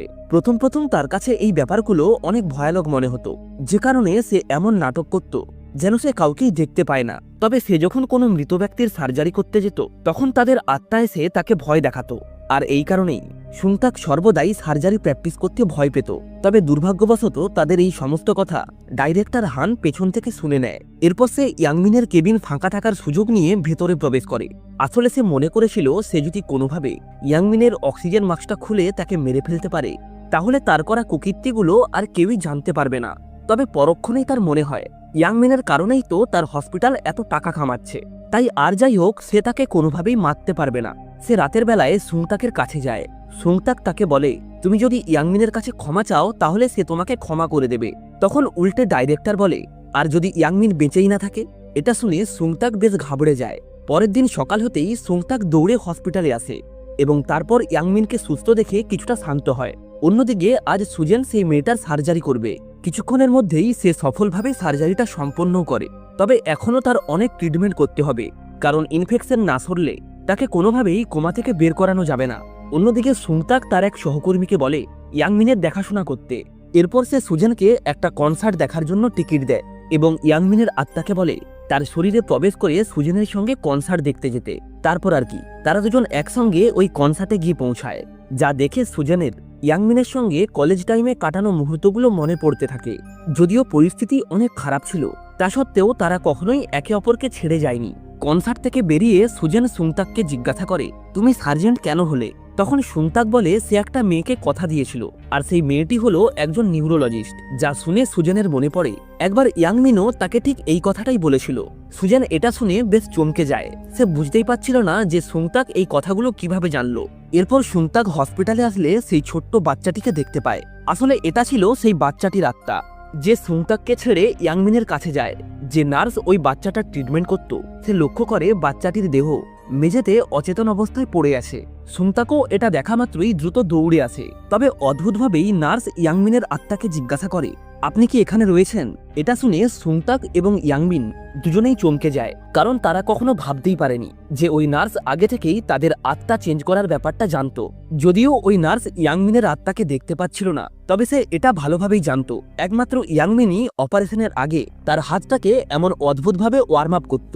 তারা বাচ্চাটির রিপোর্ট থেকে বুঝতে পারে আর্টিফিশিয়াল বলের অবস্থান পরিবর্তনের জন্য তাদেরকে আবারও একবার সার্জারি করতে হবে। তবে সুংতাক যেহেতু একজন ইন্টার্ন ডাক্তার, তাই কোনোভাবেই তাকে এই সার্জারিটা করার অনুমতি দেওয়া হয় না। সে বাকি প্রফেসরদের কাছে এই সার্জারিটা করার অনুরোধ করলে তারাও সার্জারিটা করতে রাজি হয় না। এমনকি হসপিটাল কর্তৃপক্ষ অন্যান্য সার্জারি থেকেও সুংতাকের নাম সরিয়ে দেয়। আসলে এই সবকিছুই হসপিটালের ডাইরেক্টরের নির্দেশেই হচ্ছিল। সুংতাক যখন এগুলি জানতে পারে তখন সে অনেক রেগে যায়, তবে তা সত্ত্বেও তার কিছু করার ছিল না। ইয়াংমিন বলে, আমি একটা চ্যারিটি ফান্ড দেখাশোনা করতাম, যেগুলি শুধুমাত্র এই সমস্ত স্পেশাল সার্জারির জন্যই খরচ করা হতো, আর এই বাচ্চাটিও ওই ফান্ডেরই অন্তর্ভুক্ত। অন্যদিকে ডিপার্টমেন্টের হেড ডাইরেক্টর হানকে বলে, দ্রুত বাচ্চাটির অপারেশন না করলে তাকে বাঁচানো যাবে না। তবে ডাইরেক্টর হান বাচ্চাটার কথা না ভেবেই ইয়াংমিনের থেকে বদলা নেওয়ার জন্য ইয়াংমিন যেসব রোগীর চিকিৎসা করেছিল তাদের ট্রিটমেন্ট বন্ধ করে দিতে বলে এবং ইয়াংমিনের ফান্ড থেকে সমস্ত টাকা নিজের ফান্ডে ট্রান্সফার করে নেয়। ডাইরেক্টরের এই সমস্ত কথা শুনে ডিপার্টমেন্টের হেড বেশ স্তম্ভিত হয়ে যায়। ডাইরেক্টর যে টাকার জন্য এতটা নিচে নামতে পারে সেটা সে কখনো কল্পনাও করেনি। অন্যদিকে সেই বাচ্চাটি তার মাকে জড়িয়ে ধরতে যায়, তবে সে আত্মা হওয়ায় সেটা করতে পারে না। এরপর সে তার শরীরটাকে বিছানায় শুয়ে থাকতে দেখে কান্নায় ভেঙে পড়ে। তার কান্নার এই দৃশ্যটা সুংতাক সহ্য করতে পারে না, তাই সে বাকি ডাক্তারদের সঙ্গে কথা বলে ডাইরেক্টরকে বোকা বানানোর জন্য একটা প্ল্যান তৈরি করে। হসপিটালের সমস্ত ডাক্তাররা হঠাৎ করেই নিজেদের ডিউটির শিডিউল বদলে ফেলে, যার ফলে যেদিন বাচ্চাটার সার্জারি হওয়ার ডেট ছিল সেই দিন শুধুমাত্র সুংতাকেরই শিডিউল ফাঁকা ছিল। এই কারণেই ডাইরেক্টর বাধ্য হয়ে মেন সার্জেন্টকে অ্যাসিস্ট করার জন্য সুংতাককে অ্যালাউ করে। তবে অদ্ভুতভাবেই অপারেশনের সময় সুংতাকের হাত কাঁপতে শুরু করে। আসলে ইয়াংমিনের আত্মা কোনোভাবেই সুংতাকের শরীরে স্টেবল হতে পারছিল না। এই সময় ইয়াংমিনের মনে পড়ে সে বাচ্চাটিকে কথা দিয়েছিল, যাই হয়ে যাক না কেন সে তাকে সুস্থ করেই ছাড়বে। এরপর সে একটা বুক ভরা কনফিডেন্স নিয়ে পুনরায় সার্জারিটা শুরু করে এবং অনেক প্রচেষ্টার পর শেষমেশ অপারেশনটা সাকসেসফুল হয়। অপারেশন শেষ হলে ইয়াংমিন আঙ্কেল ডেনকে জিজ্ঞাসা করে আজ সুংতাকের শরীরে ঢোকার সময় তার এতটা অসুবিধা হচ্ছিল কেন। তবে আঙ্কেল ডেন্টের কাছেও তার এই প্রশ্নের কোনো উত্তর ছিল না। অন্যদিকে সুংতাকেরও আজ সার্জারিতে যা যা ঘটেছে সবকিছুই মনে ছিল, তবে আগে যখন ইয়াংমিন তার শরীরে ঢুকত তখন তার কোনো কথাই মনে থাকতো না। এদিকে বাচ্চাটির সফল সার্জারি করার জন্য তার আত্মা ইয়াংমিনকে ধন্যবাদ জানায় এবং আনন্দের সাথে জড়িয়ে ধরে। এরপর তাদের চোখের সামনেই ওই বাচ্চাটির আত্মা ধীরে ধীরে বাতাসের সঙ্গে মিলিয়ে যায়। এটা দেখে তারা দৌড়ে কেবিনে আসলে লক্ষ্য করে বাচ্চাটির জ্ঞান ফিরেছে, তবে সে এখন শুধুমাত্র সুংতাককেই দেখতে পাচ্ছিল। এই কারণে সুংতাক ইয়াংমিনকে নিয়ে উপহাস্য করে, যেটা দেখে ইয়াংমিন অনেক দুঃখ পায়। এরপর সে পুনরায় তার কেবিনে ফিরে আসে। সে লক্ষ্য করে সুজেন তার বডিটার পাশে শুয়ে রয়েছে, যা দেখে ইয়াংমিন কান্নায় ভেঙে পড়ে। সে বলে, আমার জন্য সবাই কষ্ট পাচ্ছে, এমনকি সে চিৎকার করে নিজের শরীরটাকেও জেগে উঠতে বলে, কারণ তার জন্যই তো আজ এতগুলো মানুষ নিশ্চিন্তে বাঁচতে পারছে না। ইয়াংমিনের এই সমস্ত কথা যখন সুংতাক কেবিনের বাইরে থেকে শুনতে পায়, তখন তার ইয়াংমিনের জন্য অনেক খারাপ লাগে।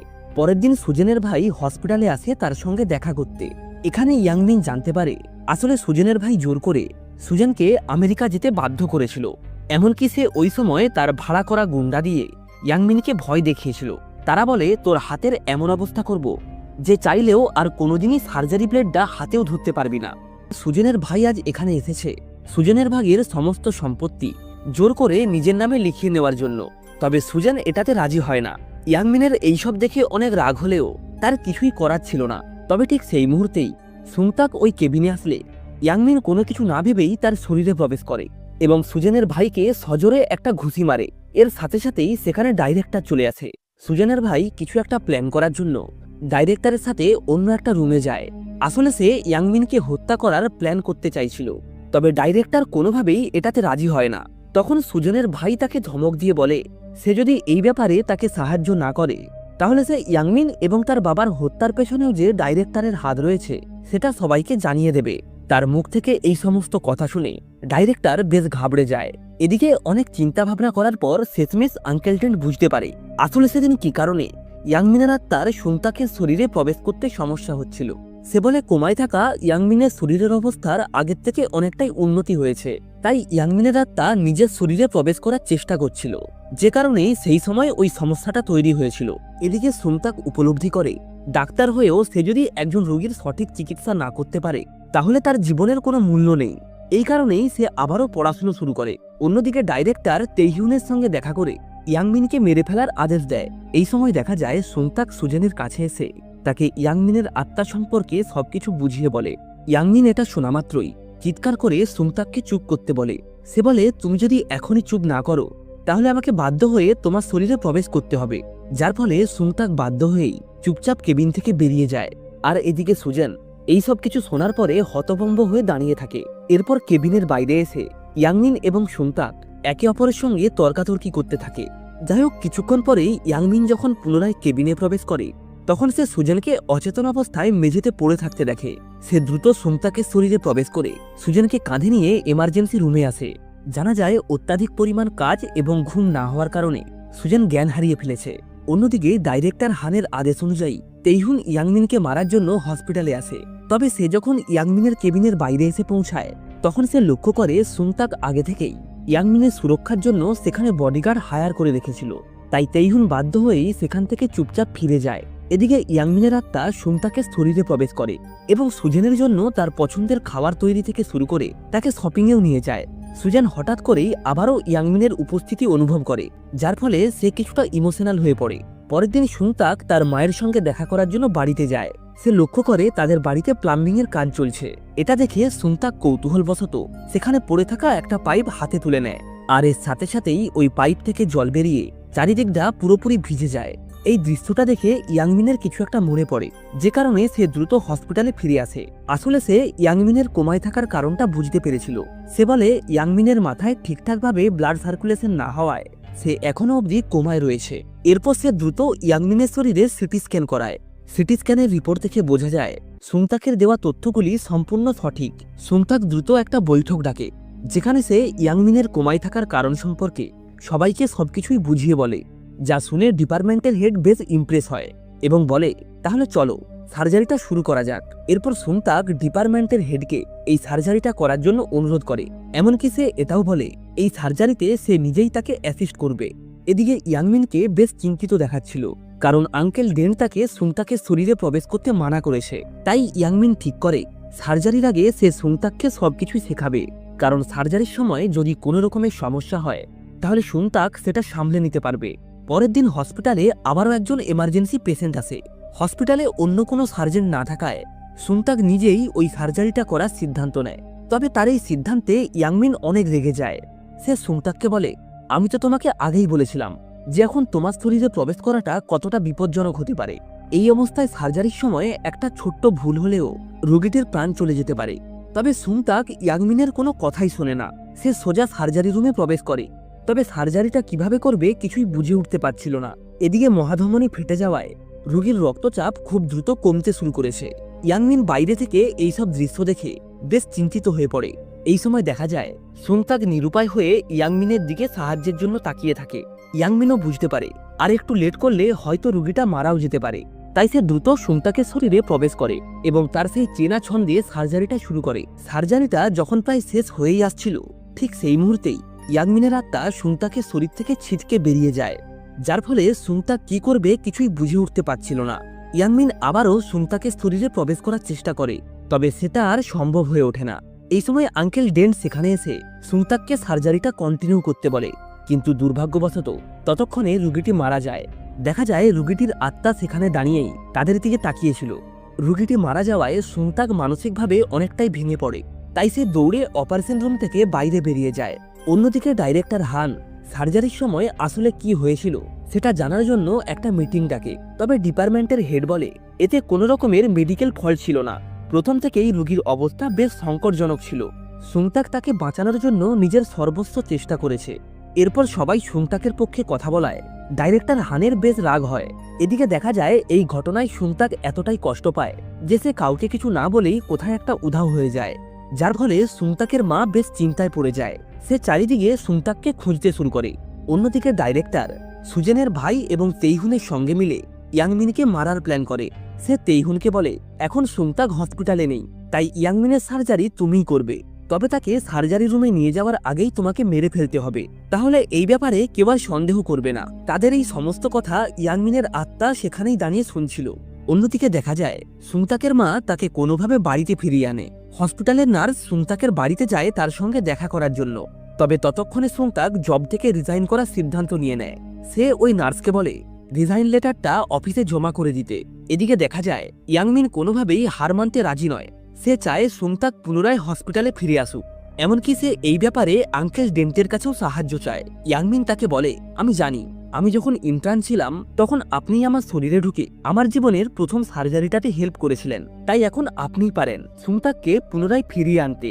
সুংতাক যেহেতু জব থেকে রিজাইন করে দিয়েছে, তাই সে তার মায়ের সঙ্গে একটা লং ট্যুরে যাওয়ার প্ল্যান করে। অন্যদিকে একজন নার্স সুজেনকে ফোন করে বলে প্রফেসরের কেবিনে তাড়াতাড়ি আসতে। সুজেন কেবিনে গিয়ে লক্ষ্য করে কেউ একজন ইয়াংমিনের বেডটাকে নিচু করে দিয়েছে, যার কারণে ইয়াংমিনের শরীরে জল ঢুকে তার নিউমোনিয়া হয়ে যায়। সুজেন তখনকার মতো কোনো রকমে ব্যাপারটাকে সামলে নেয়। ওই হসপিটালেরই একজন সহকর্মী এই ব্যাপারটা সুংতাককে জানায়। সুংতাক এটা শোনা মাত্রই তার ফ্লাইটটাকে ক্যান্সেল করে পুনরায় হসপিটালে ফিরে আসে। তবে হসপিটালে এসে সে জানতে পারে তাকে ফিরিয়ে আনার জন্য ইয়াংমিন ইচ্ছে করেই এই চালটা চেলেছিল। সুংতাক যখন এটা জানতে পারে তখন তার অনেক রাগ হয়। সে বাড়ি ফিরে জানতে পারে ইয়াংমিনের সার্জারি অনিশ্চিতকালের জন্য স্থগিত করা হয়েছে। এটা জানার পরে সুংতাকের বেশ মন খারাপ হয়। তার মনে পড়ে ইয়াংমিন তার শরীরে ঢুকে কত মানুষের প্রাণ বাঁচিয়েছে, আর আজ যদি তার মতন একজন প্রতিভাবান ডাক্তার মারা যায় তাহলে অনেক রোগীরই প্রাণ বাঁচানো সম্ভব হবে না। পরের দিন সুংতাককে তার সহকর্মী জানায় ইয়াংমিনকে অন্য একটা হসপিটালে ট্রান্সফার করা হচ্ছে। সুংতাক এটা শোনার পরে যখন হসপিটালে যেতেই যাবে ঠিক তখনই তার পাশে একটা ছেলে জ্ঞান হারিয়ে মাটিতে পড়ে যায়। এই সময় আঙ্কেল ডেন্টের আত্মা সেখানে উপস্থিত এক ব্যক্তির শরীরে প্রবেশ করে প্রাথমিক চিকিৎসার জন্য কিছু মেডিসিন আনতে যায়। এরপর সে হেডের শরীরে ঢুকে প্রাথমিক চিকিৎসা করে কোনো রকমে বাচ্চাটাকে বাঁচিয়ে নেয়। আসলে আঙ্কেল ডেন্ট তার সময়ে একজন নামকরা ডাক্তার ছিলেন। এরপর সুংতাক হসপিটালে গিয়ে সুজেনকে ইয়াংমিনকে নিয়ে যাওয়া থেকে থামিয়ে দেয়। সে বলে সবকিছু শেষ না হওয়া পর্যন্ত সে ইয়াংমিনের জন্য লড়াই করবে। এরপর সে ইয়াংমিনের আত্মার কাছ থেকে ধীরে ধীরে সার্জারির লেসন নেওয়া শুরু করে, যার প্রথম স্টেপ ছিল মেডিকেল সরঞ্জাম দিয়ে সেলাই শেখা। সে বালিশের ওপর সেলাই শেখার প্র্যাকটিস করে। দ্বিতীয় স্টেপ ছিল রোগীর মুখ থেকে বডির ভেতরে পাইপ ঢোকানো। তবে সুংতাক যেভাবে প্র্যাকটিস করছিল তা দেখে ইয়াংমিন বলে এমনভাবে সার্জারি করলে রোগী এমনিই মারা যাবে। তবে তা সত্ত্বেও সুংতাক হার মানে না। সে তার হাতের ব্যালেন্স ঠিক করার জন্য দুপুরে খাওয়ার সময় প্রতিটা ভাতের দানা একটা একটা করে তুলে খাচ্ছিল। এরপর সে বেলুন নিয়ে শরীরের নালি সেলাই করার অভ্যাস করে। শুরুতে সে কোনো কিছুই পেরে উঠছিল না, যার কারণে ইয়াংমিনের অনেক রাগ হয়। তবে ধীরে ধীরে নিজের জেদ ও দক্ষতায় সে সবকিছুই শিখে যায়। এরপর একদিন রাস্তায় অ্যাক্সিডেন্টের কারণে অনেক রোগী হসপিটালে আসে। সুংতাক এই প্রথমবারের মতো ইয়াংমিনের কোনো সাহায্য না নিয়েই নিয়েই ওই রুগীগুলির চিকিৎসা করে। তবে এই সময় একজন রুগীর হার্টবিট বন্ধ হয়ে যায়। ডাক্তাররা অনেক চেষ্টা করার পরেও তাকে বাঁচাতে পারে না। তখন সেখানে ওই রুগীর আত্মাকে দেখা যায়। সে ধীরে ধীরে বাতাসের সঙ্গে মিলিয়ে যাচ্ছিল, যা দেখে ইয়াংমিন সুংতাককে আরো জোর লাগাতে বলে। ফলে সুংতাক টেবিলের উপরে উঠে রুগীর বুকের উপরে জোরে জোরে প্রেস করতে থাকে। এভাবেই বেশ কিছুক্ষণ প্রচেষ্টার পর অবশেষে রুগীটির হার্টবিট ফিরে আসে, যা দেখে সুংতাক একটা স্বস্তির নিঃশ্বাস ফেলে। আর এর সাথে সাথেই সেখানে দাঁড়িয়ে থাকা ওই ব্যক্তির আত্মা ধীরে ধীরে বাতাসের সঙ্গে মিলিয়ে যায়। দেখা যায় এই সময় সুজেন সেখানে দাঁড়িয়ে এই পুরো দৃশ্যটা দেখছিল। তবে তার হঠাৎ করেই মনে পড়ে তেইহুন বলেছিল মাঝে মধ্যে ইয়াংমিনের আত্মা সুংতাকের শরীরে প্রবেশ করে। তাছাড়া সে নিজেও সেখানে ইয়াংমিনের উপস্থিতি অনুভব করছিল। তাই সে এই ব্যাপারটার সত্যতা যাচাই করার জন্য একটা প্ল্যান তৈরি করে। অর্থাৎ সে একজন নার্সকে দিয়ে সুংতাককে ডিনারের জন্য ইনভাইট করে এবং তারপর সে সুংতাকের জন্য এমন একটা খাবার অর্ডার করে যেটা সে মোটেই পছন্দ করত না। কিন্তু অদ্ভুতভাবেই দেখা যায় সুংতাক তার সেই অপছন্দের খাবারটাকেও আনন্দের সহিত খেতে শুরু করে, যেটা দেখে সুজেনের আর বুঝতে বাকি থাকে না সেটা হলো ইয়াংমিনের আত্মা। দেখা যায় এটা জানার পর সুজেন অনেক খুশি হয়। সে ইয়াংমিনের আত্মাকে বলে এবার থেকে প্রতিদিনই সে তাকে ডিনারের জন্য ইনভাইট করবে। এরপর ডিনার শেষ করে তারা যখন একে অপরের পাশাপাশি রাস্তা দিয়ে হেঁটে যাচ্ছিল, তখনই ডাইরেক্টর হান তাদেরকে দেখে ফেলে। আসলে সে বেশ কিছুদিন ধরেই সুংতাক এবং সুজেনের উপর নজর রাখছিল। সে তাদেরকে এমন পাশাপাশি হাঁটতে দেখে মনে করে তারা হয়তো একে অপরকে ডেট করছে। ডাইরেক্টর নিজেও যেহেতু সুজেনকে পছন্দ করে, তাই তার এই দৃশ্যটা দেখে অনেক জেলাস ফিল হয়। সে রেগে গিয়ে তার ভাই সুংতাককে মারার জন্য কিছু গুন্ডা পাঠায়। ওই গুন্ডারা সুংতাককে পেছন থেকে আঘাত করলে ইয়াংমিনের আত্মা তার শরীর থেকে ছিটকে বেরিয়ে যায়। সুজেন লক্ষ্য করে সুংতাক জ্ঞান হারিয়ে ফেলেছে। আর একই সাথেই দেখা যায় তার ঠিক পাশেই ইয়াংমিনের আত্মা দুর্বল অবস্থায় পড়ে আছে এবং সে ধীরে ধীরে বাতাসের সঙ্গে মিলিয়ে যাচ্ছে। এই সময় হঠাৎ করেই সুজেন ইয়াংমিনের নাম ধরে ডাকে। সাথে সাথেই ইয়াংমিনও বুঝতে পারে তার আত্মা যে সুংতাকের শরীরে ভর করে। এই ব্যাপারটা সুজেন অনেক আগেই জেনে গিয়েছিল।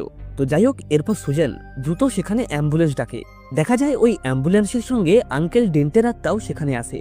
সবাই যখন সুংতাককে নিয়ে গিয়ে অ্যাম্বুলেন্সে তোলে, তখনই আঙ্কেল ডেন্টের নজর পড়ে রাস্তায় পড়ে থাকা ইয়াংমিনের উপর। তার শরীরের অধিকাংশটাই বাতাসের সঙ্গে মিলিয়ে গিয়েছে। এটা দেখা মাত্রই আঙ্কেল ডেন্ট দ্রুত তাদেরই এক কর্মীর শরীরে প্রবেশ করে সুংতাকের শরীরটাকে তুলে এনে ইয়াংমিনের আত্মার উপরে রাখে, যার কারণে কোনো রকমে ইয়াংমিনের আত্মা এই যাত্রায় বেঁচে যায় এবং একই সাথেই সুংতাকেরও জ্ঞান ফিরে আসে। এরপর যখন তাকে অ্যাম্বুলেন্সে করে নিয়ে যাওয়া হচ্ছিল, তখন সুজেন এক দৃষ্টিতে তার দিকে তাকিয়েছিল। ইয়াংমিনেরও এটা দেখে অনেক ভালো লাগে। এই ঘটনার পর থেকেই সুজেন সর্বদাই অনেক হাসি খুশি থাকতে শুরু করে। এদিকে ইয়াংমিনও সুংতাকের কাছে রিকোয়েস্ট করে যাতে সে তার কথাগুলো সুজেনের কাছে পৌঁছে দেয়। এমনকি সে প্রতিদিন সুজেনের সঙ্গে লাঞ্চ করার জন্য রীতিমতো সুংতাকের শরীরে প্রবেশ করতে শুরু করে। তবে এই হসপিটালেরই আর একজন ইন্টার্ন ডাক্তার এটা দেখে অনেক জেলাস ফিল করে, কারণ সে সুংতাককে প্রথম থেকেই পছন্দ করে। এরপর সুংতাক এবং সুজেন যখন পাশাপাশি হেঁটে যাচ্ছিল, তখনই ওই মেয়েটা রেগে গিয়ে পেছন থেকে সুংতাকের শরীরে ধাক্কা মারে, যার কারণে ইয়াংমিনের আত্মা সুংতাকের শরীর থেকে ছিটকে বাইরে বেরিয়ে যায়। এরপর সুজেন এবং ওই মেয়েটি দুজন মিলে সুংতাককে নিয়ে ঝগড়া শুরু করে। এভাবেই বেশ কিছুক্ষণ ধরে ঝগড়া করার পর তেমন কোনো সমাধান না পাওয়ায় শেষমেশ তারা একটা বোঝাপড়ায় আসে। অর্থাৎ তারা ঠিক করে প্রতিদিন শুধুমাত্র 2 ঘন্টার জন্যই ইয়াংমিন সুংতাকের শরীরে প্রবেশ করতে পারবে।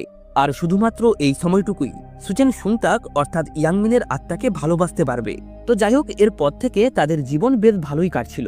তবে এর মধ্যেই সুজেন ইয়াংমিনের একটা রিপোর্ট দেখে জানতে পারে তার শরীরে শ্বেত রক্তকণিকার পরিমাণ অনেক বৃদ্ধি পেয়েছে। এরপর ইয়াংমিনের আরও কিছু টেস্ট করলে জানা যায় তার শরীরে ঔষধের কাজে বাধা দেওয়া ব্যাকটেরিয়ার পরিমাণও অনেক বৃদ্ধি পেয়েছে, যার ফলে তার নিউমোনিয়াও বেড়ে গেছে। তাই আর বেশি দেরি করলে চলবে না, যত তাড়াতাড়ি সম্ভব তার অপারেশনটা সম্পূর্ণ করতে হবে। সুংতাক হসপিটালের সমস্ত মেম্বারদের নিয়ে আর্জেন্ট একটা মিটিং ডাকে। সে বলে রোগীর কন্ডিশন আগের থেকে অনেক জটিল হয়ে গেছে, কারণ নার্ভের সংক্রমণের সঙ্গে নিউমোনিয়াও রয়েছে। তাই যা সিদ্ধান্ত নেওয়ার ভেবেচিন্তেই নিতে হবে, কারণ একটা ছোট্ট ভুলেও রোগীর প্রাণ চলে যেতে পারে। এই সময় ডিপার্টমেন্টের হেড বলে এর একটা উপায় আছে, তা হলো থেরাসিক সার্জারি। এতে রোগী সম্পূর্ণ সুস্থ হয়ে যাবে। তবে এই সার্জারিটা অসফল হওয়ার চান্স 99%। যদিও গলা কেটে সার্জারি করায় কোনো বিপদ নেই, তবে তাকে গলায় সারা জীবন নল লাগিয়ে রাখতে হবে, এমনকি মাঝে মধ্যে ওই নলটা বন্ধও হয়ে যেতে পারে। এরপর সুংতাক এবং ইয়াংমিনের আত্মা বাইরে গিয়ে কথা বলে। সুংতাক ভালোভাবেই জানতো হয়তো গলার সার্জারি করলে ইয়াংমিনের জীবন বেঁচে যাবে, তবে সে আর কখনোই কোনো রোগীর সার্জারি করতে পারবে না। আর এমন একজন বিশ্ববিখ্যাত সার্জেন্টের এভাবে বেঁচে থাকার কোনো মানে হয় না। তাই সুংতাক ঠিক করে ওয়ার্ল্ডের সবথেকে বেস্ট ডাক্তারকে দিয়ে ইয়াংমিনের সার্জারিটা করাবে। এই কারণেই সে বিশ্বের সমস্ত নামকরা ডাক্তারদের সঙ্গে যোগাযোগ করে। তবে ইয়াংমিনও যেহেতু একজন বিশ্ববিখ্যাত সার্জন, তাই কোনো ডাক্তারই ভয়ে তার সার্জারিটা করতে রাজি হয় না। কারণ এই সার্জারিতে যদি কোনো রকমের অঘটন ঘটে তাহলে তার নাম খারাপ হবে। দেখা যায় যেহেতু কোনো সার্জন এই সার্জারিটা করতে রাজি হচ্ছিল না, তাই ইয়াংমিন সুংতাককে তেইহুনের সঙ্গে দেখা করতে বলে। যদিও সে জানতো যে অতীতে তেইহুন তাকে অনেকবার মারার চেষ্টা করেছে, তা সত্ত্বেও সে এই ঝুঁকিটা নিতে একটুও সংকোচ বোধ করে না। এরপর ইয়াংমিন সুংতাকের শরীরে প্রবেশ করে নিজেই তেইহুনের কাছে তার অপারেশনটা করার জন্য অনুরোধ করে। তেইহুনও বুঝতে পারে তার সামনে যে ব্যক্তি দাঁড়িয়ে আছে সেটা হলো ইয়াংমিনের আত্মা। এরপর তেইহুন ডাইরেক্টর হানের কাছে যায় এবং ইয়াংমিনের সার্জারি সম্পর্কে তাকে সবকিছু বুঝিয়ে বলে। তেইহুন বলে সে এই সার্জারিটা করবে এবং এই সুযোগটাকে কাজে লাগিয়েই তাদের পূর্বের পরিকল্পিত প্ল্যান অনুসারে ইয়াংমিনকে মেরে ফেলবে। ডাইরেক্টর হান এটা শোনা মাত্রই এক কথায় রাজি হয়ে যায়, কারণ তার পথের কাঁটা সরিয়ে ফেলার এর থেকে ভালো সুযোগ সে হয়তো আর কখনোই পাবে না। পরের দিন ইয়াংমিনের সার্জারি প্রসেস শুরু করা হয়। অনেক বড় বড় ডাক্তার এই সার্জারিটা দেখার জন্য আসে, এমনকি ডাইরেক্টর হান নিজেও এই সার্জারিটা দেখতে আসে। তেইহুন সার্জারি রুমে প্রবেশ করে প্রথমে ডাইরেক্টর হানের দিকে তাকায় এবং তারপর মাথা নাড়িয়ে তাকে কিছু একটা ইঙ্গিত করে। ঠিক এই সময় দেখা যায় তেইহুনের সহায়ক রূপে সুংতাক আসে। এরপর সুংতাক এবং তেইহুনও একে অপরের দিকে মাথা নাড়িয়ে কিছু একটা ইঙ্গিত করে। তারপর হঠাৎ করেই তারা দুজন একে অপরের স্থান পরিবর্তন করে নেয়, যেটা দেখে ডাইরেক্টর সহ বাকি সকলেই বেশ চমকে যায়। এরপর প্রতিবারের মতোই ইয়াংমিন সুংতাকের শরীরে প্রবেশ করে। তারপর তার সেই চেনা স্টাইলে হাত দুটোকে ঘুরিয়ে ওয়ার্ম আপ করে এবং সবাইকে বলে সার্জারির সামগ্রী পরিবর্তন করতে, কারণ সে নর্মাল গলা কেটে সার্জারি করবে না, সে থেরাসিক সার্জারি করবে। এই সার্জারিতে বাঁচার চান্স 1% হলেও সার্জারিটা সফল হলে ইয়াংমিন সম্পূর্ণ সুস্থ হয়ে যাবে এবং আগের মতোই দক্ষতার সহিত বাকি রোগীদের চিকিৎসা করতে পারবে। এখানে আমরা আরও জানতে পারি তেইহুন ইয়াংমিনের রুমে গিয়েছিল এবং সে যে সমস্ত খারাপ কাজ করেছে, অর্থাৎ ইয়াংমিনকে মারতে চেয়ে যে জঘন্য অপরাধ করেছে তার জন্য সে অনুতপ্ত ছিল। তাই সে নিজের ভুল স্বীকার করে ইয়াংমিনের সামনে বসে কাঁদতে শুরু করে। এই কারণেই ইয়াংমিন তার উপরে ভরসা করে এবং তাই তারা দুজন মিলে ডাইরেক্টরকে বোকা বানানোর জন্য এই মাস্টার প্ল্যানটা তৈরি করে, যাতে ডাইরেক্টর তেইহুনকে এই সার্জারিটা করতে অনুমতি দেয়। তো যাই হোক, এরপর শুরু হয় মেডিকেল ইতিহাসের সবথেকে কঠিন সার্জারি, অর্থাৎ ইয়াংমিনের আত্মা তার নিজের শরীরের ওপর সার্জারি শুরু করে। তবে সার্জারিটা সে ঠিকমতো করতে পারছিল না, কারণ সে সুংতাকের শরীরে প্রবেশ করলেও আগের মতো তার শরীরে স্থির থাকতে পারছিল না, যার ফলে চারিদিকে রক্ত ছিটকে পড়ছিল। এমনকি যারা বাইরে থেকে এই সার্জারিটা দেখছিল তারা সকলেই বেশ ঘাবড়ে যায়। সার্জারিতে বেশ কিছু ছোটখাটো ভুল হলেও ইয়াংমিন তার দক্ষতাকে কাজে লাগিয়ে দ্রুত সেই ভুলগুলোকে সংশোধন করে এবং ওই সার্জারিটাকে কন্টিনিউ করে। এভাবে যতই সময় পেরোতে থাকে ততই সুংতাকের শরীরে তার আত্মার স্থির থাকা খুবই কষ্টজনক হয়ে ওঠে। তো যাই হোক, সমস্ত সার্জারিটা কমপ্লিট করে সে যখন সবথেকে ভাইটাল অংশটা সেলাই করছিল, ঠিক তখনই তার আত্মা সুংতাকের শরীর থেকে ছিটকে বাইরে বেরিয়ে যায়। তার আত্মাটা এতটাই দুর্বল হয়ে পড়ে যে সে চাইলেও আর কোনোভাবেই সুংতাকের শরীরে প্রবেশ করতে পারে না। এই কারণেই সার্জারির বাকি দায়িত্বটা এসে পড়ে তেইহুনের ওপরে।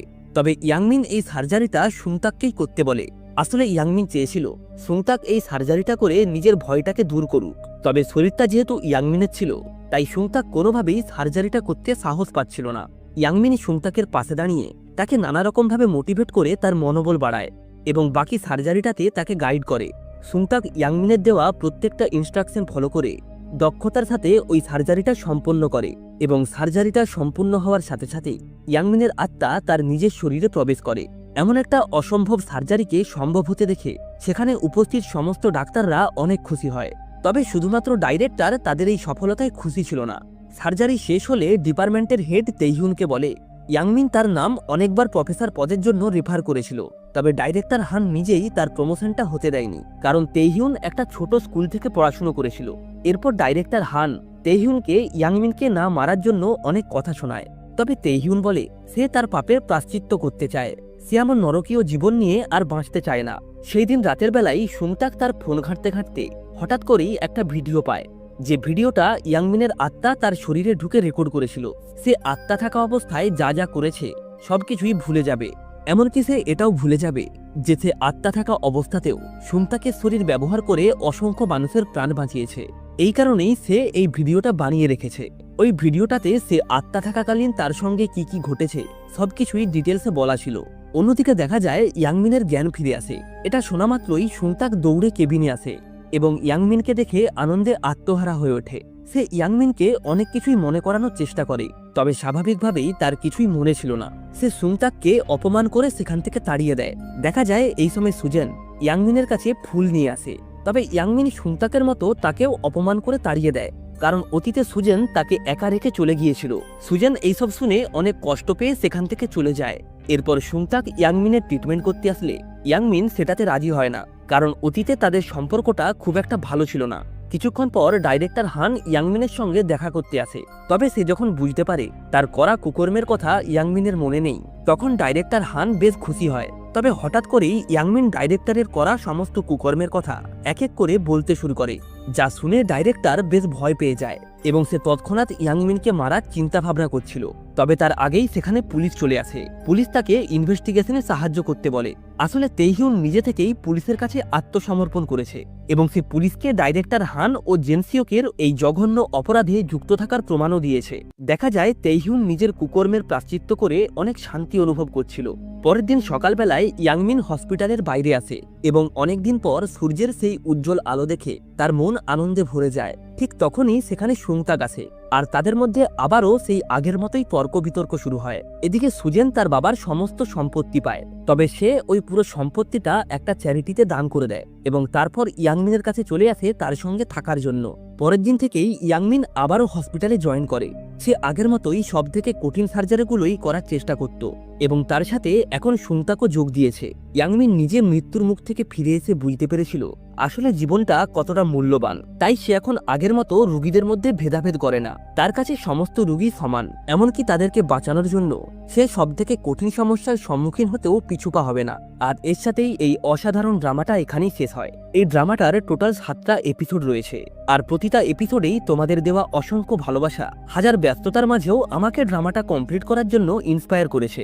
তাই আশা করছি পরবর্তী প্রতিটা ভিডিওতেও তোমাদেরকে ঠিক এভাবেই পাশে পাবো। তাহলে আজ এই অবধি, দেখা হচ্ছে নেক্সট ভিডিওতে নতুন কোনো ড্রামার এক্সপ্লেনেশন নিয়ে।